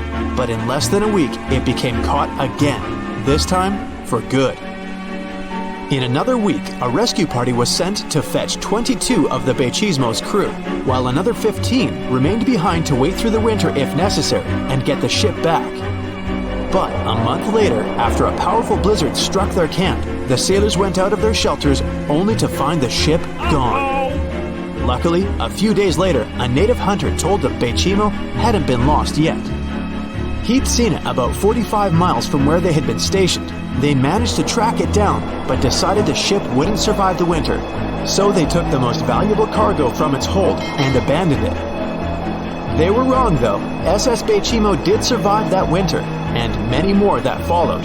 When the ice broke, it sailed away on its own, drifting listlessly along the shores of Canada and Alaska. There were numerous sightings of the ghost ship, sometimes adrift in the open sea, and at other times stuck in the pack ice again. People attempted to board and salvage it, but weather conditions or lack of equipment always prevented them. SS Baychimo was last sighted by native Alaskans in 1969, 38 years after its abandonment. What became of it later remains unknown. The story of SS Ourang Medan is one of the most puzzling and harrowing ghost ship stories of the 20th century. No one even knows for sure if the ship even existed in the first place. It wasn't recorded in Lloyd's Shipping, the International Register of Ships, which makes it either a tall tale or a vessel that avoided being officially recognized for some shady reasons. In any case, the accounts as to what happened to the Medan vary. According to most reports, it was carrying some unknown cargo in the Indonesian waters when a distress call was received by another ship in the vicinity. The officer on duty heard an SOS message, but its contents are different depending on the accounts. The message did not repeat, and the crew of Medan didn't answer to any attempts to contact it back. The ship that received the distress call hurried to the rescue, but they only reached the vessel the following day, when it was already drifting and slightly listing. When the rescuers boarded the ship, they found that none of the crew had survived. However, one lifeboat was missing, which implied that there was at least one crew member who managed to escape. What happened to the rest of the people on board remains a mystery to this day. Still, there are no hard facts about this story, so we might never find out whether SS Ourang Medan was actually a ship and not a thing of fiction. SV Zabrina was a 3-mast sailing barge built in 1873 for river trade ships in South America. She served for well over 4 decades, proving to be a sturdy and reliable ship. It was later transferred to Europe, where it continued serving its purpose well. But then, in October 1917, Zabrina set sail on a regular voyage only to be found ashore several days later. Mysteriously, although the ship was perfectly intact, the entire crew of 5 and the captain were gone. there is no direct evidence or hard facts as to what really happened that day. The most convincing theory is that the crew were washed away from the deck because of an underwater explosion. And then the ship sailed ahead without them. But the truth, as always, remains unknown. The year was 1854, and the SS Arctic, the fastest passenger liner of its time, set out to cross the Atlantic. As it sailed through the misty veil, it slowly disappeared into the unknown. The Collins Line, an American shipping company, was started in 1818 and only began seriously trading in the transatlantic by 1835. Its steamships crossed the Atlantic from Liverpool to New York within just 10 days. Doesn't sound like a great speed today, I know, but back then, the same thing took other ships several weeks. Light on the water with their wooden hulls, powering through with a strong steam engine, those steamships were the favorite choice for many high-profile people. What could go wrong with such an advanced ship, they thought. This reminds me of some other ship everyone believed to be unsinkable. But anyway, back to the Collins Line. It grew to be a serious contender on transatlantic routes, with only one other competitor, the Cunard's Line. It was a British company also aiming to be the main force through the Arctic Passage. In 1835, the company received a new ship that traveled to Liverpool and came back to New York with the largest cargo ever at that time. From then, the Collins Line was steadily growing. It seemed like there would only be future successes for it. Unfortunately, their lavish ships became costly to run with the amount of coal used. Massive power along with weak wooden hulls meant they needed many repairs after each voyage. So, every trip ended up being expensive. But since the ships were safe and had a great reputation, people were willing to pay the price, and the company was definitely not in crisis. They had achieved something no one had managed to do before them. Like I told you, their ships crossed the Atlantic in a whopping 10 days, and Edward Collins, the owner, was very determined to maintain the pace. Their 5 ships easily outran the Cunard's Line of only 3. With this great praise, it provided more attention. Though the Cunard's ships were slower with their iron hulls, they believed there was still profit, regardless of how slowly they sailed. Among Collins' ships, the Arctic, the third of them to be launched, was the largest, reaching 284 feet long, with 2 side-lever steam engines, each with 1,000 horsepower. The paddle wheels made 16 revolutions a minute when at full speed. At the time of its launch, the press called it the most stupendous vessel ever constructed in the United States. But glamour and fame couldn't avoid what would come next. On the 27th of September, the Arctic was on its journey from Liverpool to New York, continuing a speed pace through the thick fog. It's possible that by that moment, after 4 years of record-breaking trips, the crew became overconfident with their sailing and the ship. Going only 50 miles from Newfoundland, they carelessly continued through the fog with no radio contact, sonar, or any other form of identifying objects, equipped only with Morse code. A smaller ship, the SS Vesta, which operated as a fishing vessel, often worked around Newfoundland. It was passing through the same path as the Arctic and crashed into its side. Shocked by the collision, the captain of the Arctic offered help to the much smaller Vesta, but it was soon clear that the damage that seemed minor on the Arctic was far worse. Beneath the waterline, a hole was letting water into the hull. The cost of the much faster wooden hull now seemed less valuable. They steered toward land, trying to plug the holes, but they weren't doing so well, and the seawater continued to pour in, filling up higher and pushing the ship down. And finally, once the engine room was full, it put out the boilers, taking away the massive power the Arctic was once legendary for. They moved slowly until coming to a complete stop. The ship continued to sink, and the order was to abandon it.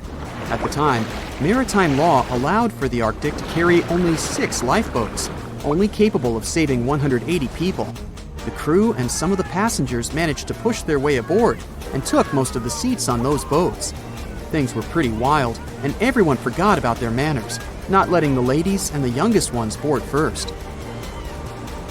It took 4 hours for the Arctic to sink. 150 crew and 250 passengers were on board. Those that weren't able to find a lifeboat made a desperate attempt to build their own rafts from parts of the ship. 2 days later, only 3 boats made it safely to the shore. The other 3 were never found. Believe it or not, the rescue party also saved some people that had been clinging to the wreckage for 2 days. Unlike the crew, the captain went down with the Arctic, but amazingly survived. He would be only one of 85 people that made it out of the 400 on board. When the news arrived 2 weeks later, the public responded with great sadness to the losses. Great anger soon followed towards the poor safety measures and the crew. The press published demands to change the laws for more lifeboats. It only made sense to have enough for every person on board a ship. But they ignored those requests. This neglect would lead to more disasters in the future. Enough lifeboats would only come into maritime law some 60 years later, after the disaster of the Titanic. Edward Collins' wife and 2 children were also aboard the ship and didn't return. He was heartbroken, but didn't stop running his business. The Collins line still had a reputation to uphold, the biggest, fastest, and most luxurious on the Atlantic. Edward Collins would now build an even better ship than any other.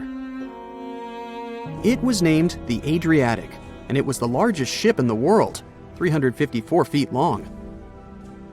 With 2 alternating steam engines that had never been built of this size. These steam engines at the time were at the height of engineering, though today you can only see them in models and toys. With the new addition of 2 masts, the Adriatic would also be able to sail if needed.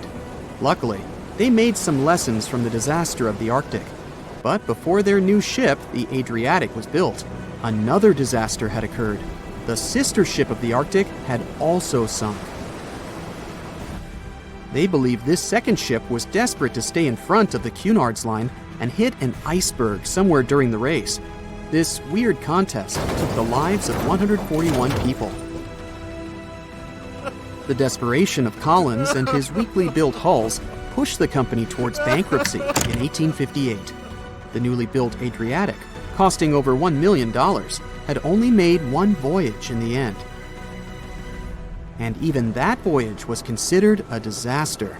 The ship collided with a tugboat. It still managed to finish its maiden voyage at a suitable time. After the company had gone bankrupt, they had to sell the ship for only $50,000. They removed the great giant engines, replacing them with only sails. Although it was once the greatest ship on the high seas, it was only 30 years later until it was abandoned, labeled irreparable, and anchored in a river. The other remaining ships were also sold and only used for parts. Edward Collins left the industry altogether, seeking work on dry land instead. As the Collins line was no longer in the mix, the Cunards would grow in strength. Without competition, they would win the Blue Ribbon for the next 30 years, and 180 years later, after producing hundreds of ships. They still have a constant presence on the seas, as they provide transatlantic crossings, world voyages, and leisure cruises. To this day, the Cunard line is the only one to run ships between Europe and America, and it's great proof that it's not always the fastest that's the best. The Megalodon was the biggest shark to ever live. Not only that, it's one of the biggest fish and the largest predator in Earth's history. They've been known to reach lengths of up to a whopping 70 feet. That's over 3 times longer than the biggest great white shark on record. The females have also been found to be around twice the size of the males. The Megalodon could swallow a small car without it even touching its teeth, if cars had been around then. Its teeth could grow to over 7 inches long. It looks like we're going to need a bigger boat, and best make it steel-plated, as this shark can easily gnaw its way through ships.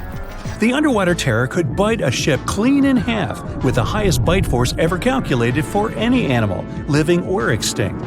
The force of its ferocious bite was up to 40,000 pounds. That's around 108,000 times the strength of a human's and 10 times the force of a modern crocodile's bite. Its chomp is so strong that it makes the T-Rex's bite look about as powerful as my granny's after she's taken her dentures out. In fact, the Meg was so big and powerful that it had no natural predators. It was the uncrowned king of the seas, swimming freely from ocean to ocean. This cosmopolitan creature was found all over the world, from America to Europe and Australia to Japan, assuming there were countries back then. Meg fossils have been found on every continent except Antarctica. Everybody skips Antarctica. Science tells us that the megalodon went extinct over 3.6 million years ago. But could they still be alive at the deepest depths of the ocean? Only around 80% of the ocean has been explored, and its deepest point, the Mariana Trench, is over 7 miles down. So who knows what's lurking at the bottom? If you did manage to make it down, it is unlikely that you'll run into a Meg, though. The sharks, like us, preferred warmer coastal waters. Deep ocean living would be too cold for the beasts, and food would be scarce. Their entire bodies would also have to evolve to avoid being squished by the enormous water pressure down there. It's unlikely they're still around, but not impossible. Some good news, if you do run into one, is that the shark is pretty unlikely to eat you. You are way too small a meal for the megalodon, even if you have a couple of friends with you. This guy eats whales that are over 50 feet long. If you're having a beach party, though, it's a different story. In a beach full of swimmers, the shark very well might creep up, scooping several humans into its giant mouth without even chewing. But wait, let's rewind. How does the shark take down a 50-foot whale? It first bites off its fins, making the whale unable to swim away. It then casually munches it down piece by piece.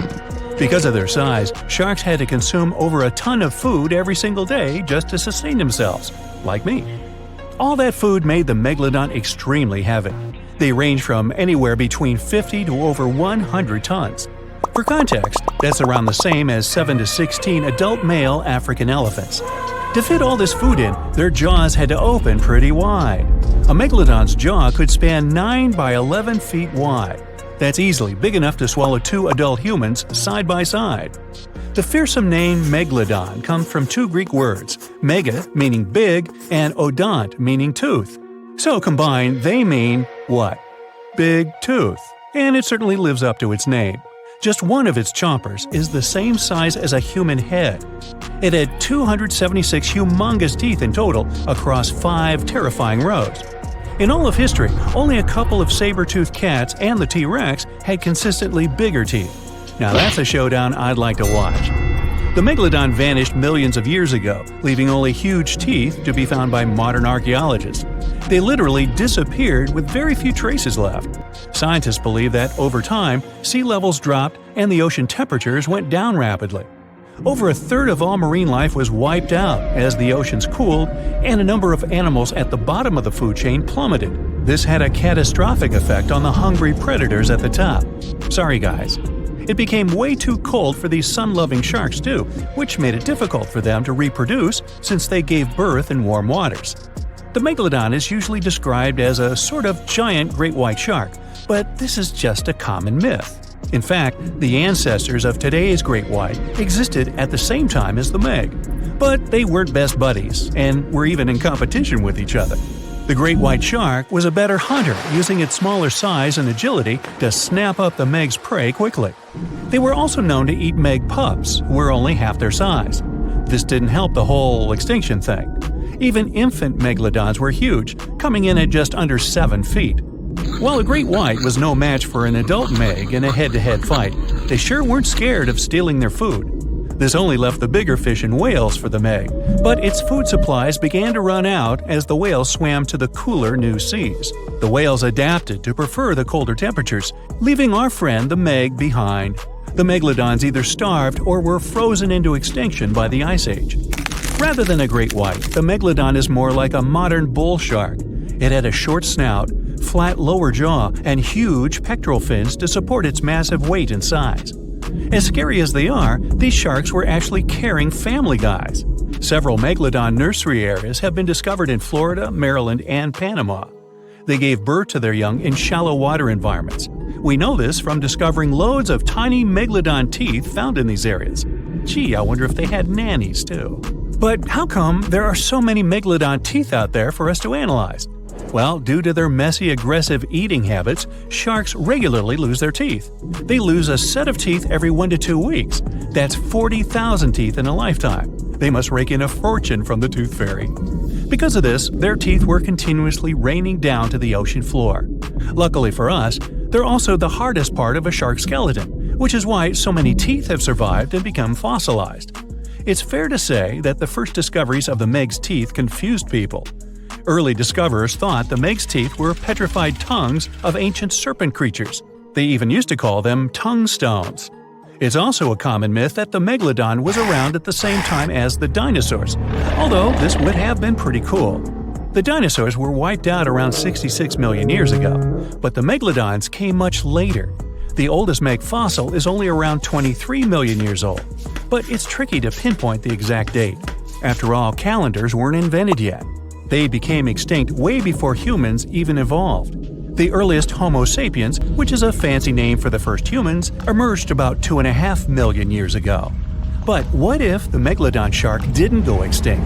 Whale populations have dropped drastically since these guys were last around, so there'd be way fewer whales for them to chomp down on. Whales have also gotten a lot smarter and learned new defensive moves, making them way harder to take down. It's estimated that they ate around 12 tons of food each day.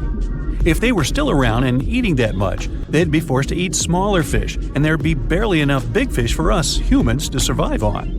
The naughty megalodons would also be able to track fishing boats and steal the fish that they worked hard to collect. It's safe to say we'd see a lot less fish in the aisles of your neighborhood supermarket.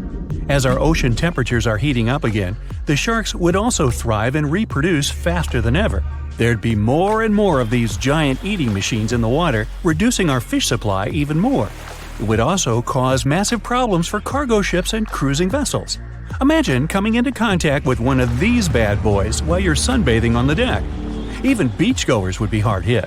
Megalodons give birth in shallow waters, so many of our favorite beaches would quickly become dangerous shark nursing grounds. Hey, where did that beach volleyball game go? They were playing just a moment ago. Giant container ships are responsible for much of the global trade. Thanks to them, you receive your orders from overseas, sooner or later. But they do have a problem just like any mechanical vessel. They tend to break down. That's where these little bad boys come in. Tugboats are meant to help any stranded vessel that either lost power or sustained any technical or physical damage. Besides being salvage vessels, tugboats also help guide ships when they dock.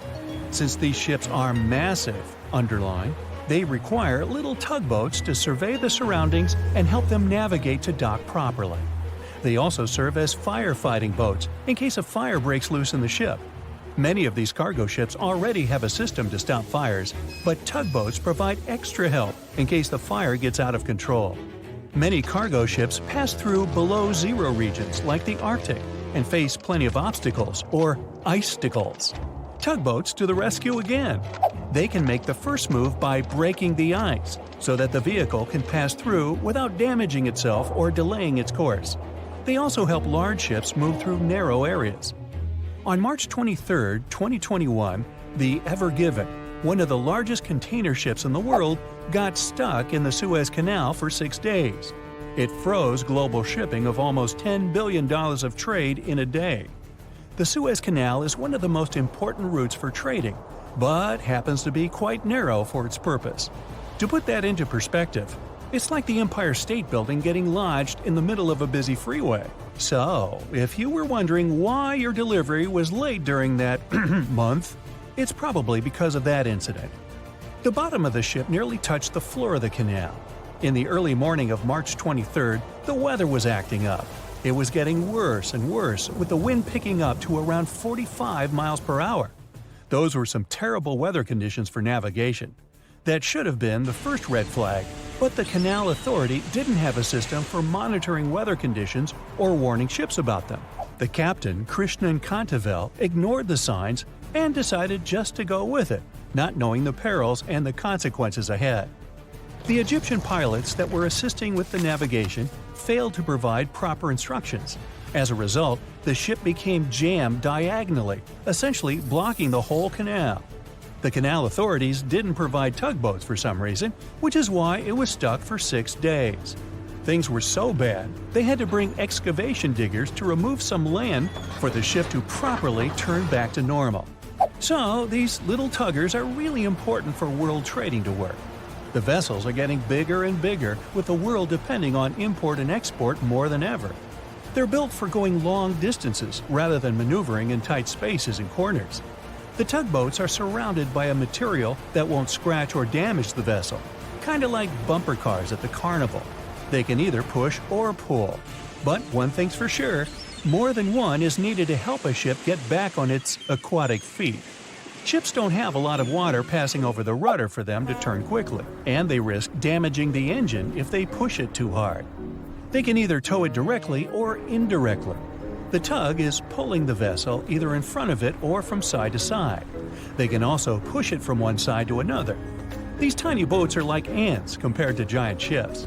Their success secret is that they're floating on the water, which means there's no solid foundation for them to struggle. As a result, pushing and pulling is easy. Many newer tugboats have 2 large diesel-powered engines. There are also some electric models which are good for the environment and still do their job well. Shipping boats in general are better for the environment than trucks and planes, but are slower. Shipping vessels mainly carry food, clothing, electronics, furniture, and my stuff. The biggest ship can carry the Eiffel Tower on its back like it's no big deal, although getting it over to the ship would be. They're 1,000 times more powerful than a regular car. If all the containers in the world were arranged in a pile, it would cover half the planet. If you ever walked on a beach in the 90s and saw what appeared to be a rubber ducky, you weren't dreaming. In 1992, a shipping crate holding 28,000 rubber ducks was lost at sea while journeying from Hong Kong to the U.S. They say it fell off the ship and has been around the world's oceans for more than 20 years. What seemed like a horrible accident that would leave dire consequences for the world's marine ecosystem proved to also be helpful for us to learn and understand the world of plastic pollution and how the ocean currents work. These ducks seem to have had quite the journey when they broke free from their container life. Some reports showed they got washed up on the shores of Alaska, South America, Hawaii, Pacific Northwest, Scotland, Australia, and even froze in the Arctic. Rather than making their way to thousands of bathrooms in the U.S., they went rogue and backpacked around the world to see what else lies beyond tiled walls and bubble baths. Many were collected and removed from the seas and oceans, while some are still out there. There are around 2,000 of these duckies circulating in the currents of the North Pacific Gyre. In case you were wondering, that's a place where the currents meet and whirl with one another between Japan, Alaska, Kodiak, and the Aleutian Islands. They've even created a website to track these ducks down with a contact form that lets people inform of one or many ducks they find across the world. But who knows? Maybe we'll never recover every single duck that was lost at sea at the time. This is just one incident out of many. Studies show that at least 2,000 to 10,000 shipping containers are lost at sea every year. Many containers that do slip off and fall into the sea don't always sink to the bottom. They're floaters. On the downside, they don't float high enough to become colorful islands that are easy to notice. They float like icebergs, with just the top of the container showing, which means that any passing ship or boat won't see it from above. If they pass through it, then significant damage can happen to the ship. They can't stay floating forever, so they end up sinking after many days of being suspended in the open water. Some people have even seen shipping containers washed up on shore after being stranded at sea. These bad boys have been made to last for a very long time. If you take proper care of them, the life expectancy of each container can stretch for more than 20 years. It's pretty amazing that they travel all over the world and are filled and refilled with new items many times. They go through all sorts of weather conditions and have to survive in different climates. Many modern houses are made out of retired shipping containers designed with a nice aesthetic touch.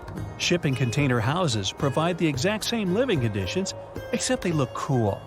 Besides looking cool, they're economically friendly compared to regular houses. You can save plenty of money with the structure pretty much halfway done. All that's needed is just a little foundation and a few adjustments here and there, and boom, you've got yourself a house. You're also doing the world a favor by contributing to the environment. Those homes are recycled containers that have just been refurbished and polished for anyone to live in. They're good enough to live in freezing conditions and scorching weather. The industry is booming, so you can have your new home delivered to you within 10 weeks. You can customize it before they build it for you. It's easy to transport since it's not heavy, it's just bulky. You can predict your cost without the surprise payments that might follow. Many of these containers start their journey in a steel yard and travel all over the world. And in the end, they retire in a nice piece of land and host families that will get to be a part of their history. Wow, I can hardly contain myself. Ships and planes disappearing without a trace. Passengers never seen or heard from again. Reports of strange lights in the sky. No, these aren't scenes from an upcoming Hollywood blockbuster, but some of the strange occurrences reported for over a century in an area ominously dubbed the Graveyard of Lake Ontario, also referred to as Canada's Bermuda Triangle, or the Marysburg Vortex. It stretches across a portion of Lake Ontario from Kingston to Prince Edward County in Canada, and down to Oswego, New York in the US. The tales about this area can be as chilling as the frigid lake water on which they took place. The most unsettling story involves the schooner called the Bavaria. It was 1889, and the ship was being towed across the lake. Rough waters severed the tow rope, and the Bavaria floated away. Luckily, the schooner was later found safe and fully intact. But there was one thing missing: the crew! Not a single person was found on board.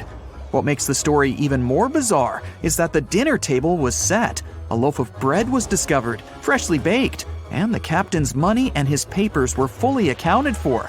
There was even a pet canary happily chirping away, as if nothing was amiss. What happened to the crew? We may never know. And this was not a unique incident.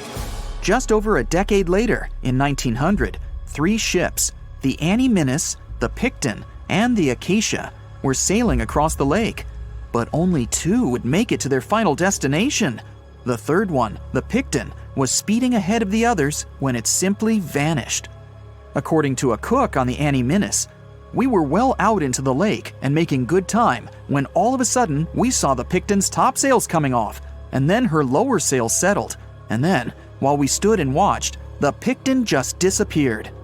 It's possible that the ship sank, as there was some wreckage later seen in the water, but the ship itself was never found, and none of its crew ever located. A few weeks later, a bottle with a note inside was discovered in Sackett's Harbor, New York. The note was from Captain Sidley of the Picton.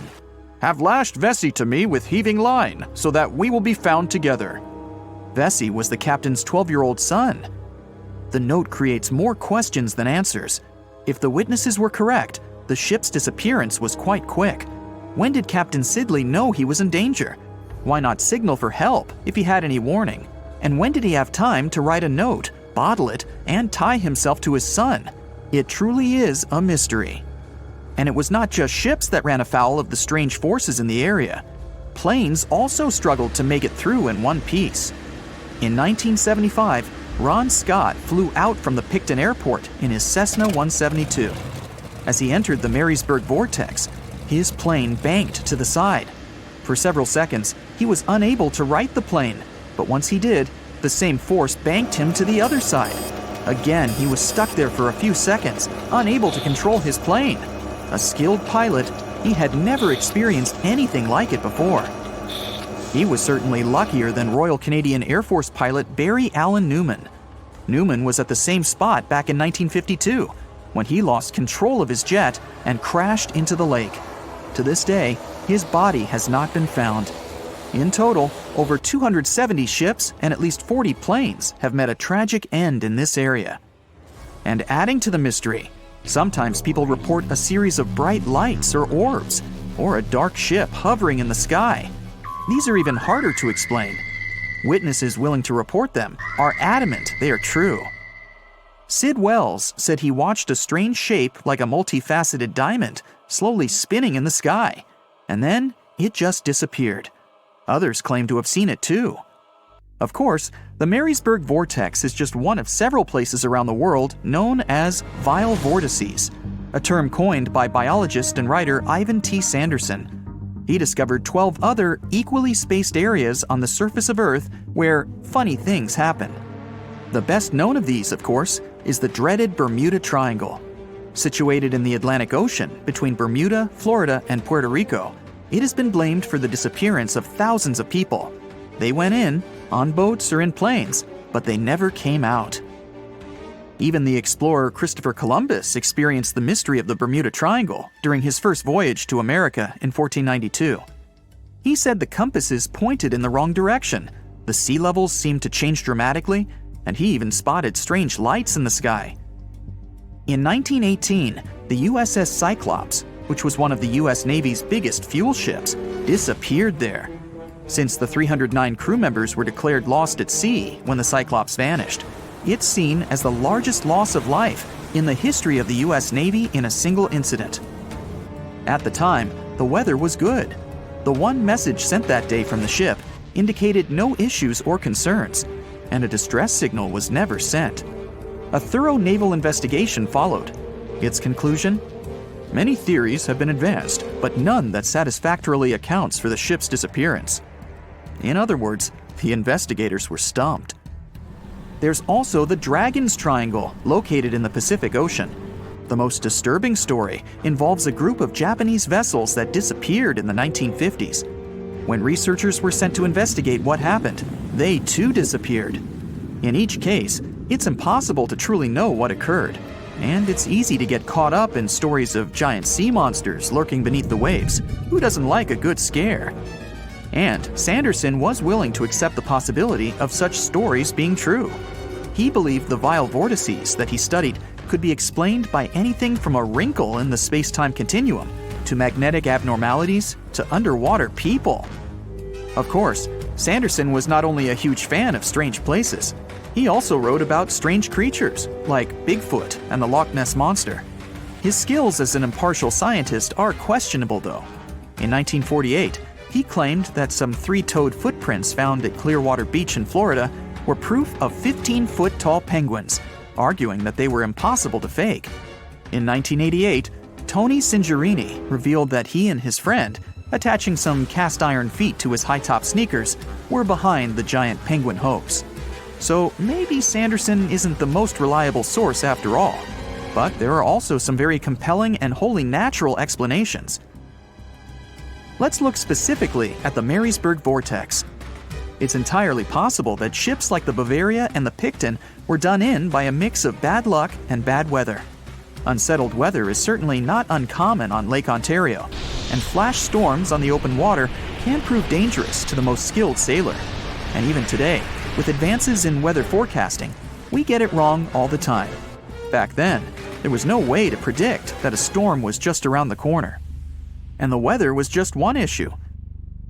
Historian Mark Seguin said that the area was always known to be dangerous, as the lakebed quickly becomes shallow along the eastern shore. There are also small rocky islands and shoals scattered throughout the area, making sailing a risky venture, especially for larger vessels or those weighed down by heavy cargo. By the mid-20th century, modern weather forecasting and improved shipbuilding alleviated most of the hazards of the Great Lakes shipping, resulting in fewer losses. The last major shipwreck in any of the Great Lakes was that of the SS Edmund Fitzgerald, which sank off the coast of Lake Superior in 1975, with 29 crew members going down with it. It seems the vortex is no match for human progress. And as for lights or images in the sky, in most cases, it's the result of an interesting phenomenon called thermal or temperature inversion. When this happens, a layer of warm air becomes trapped under cold air. This can result in mirages or reflections. So, a light on the ground that is miles away can be reflected in the sky, giving the impression of a flying object. Other parts of the mystery may be solved with a little time.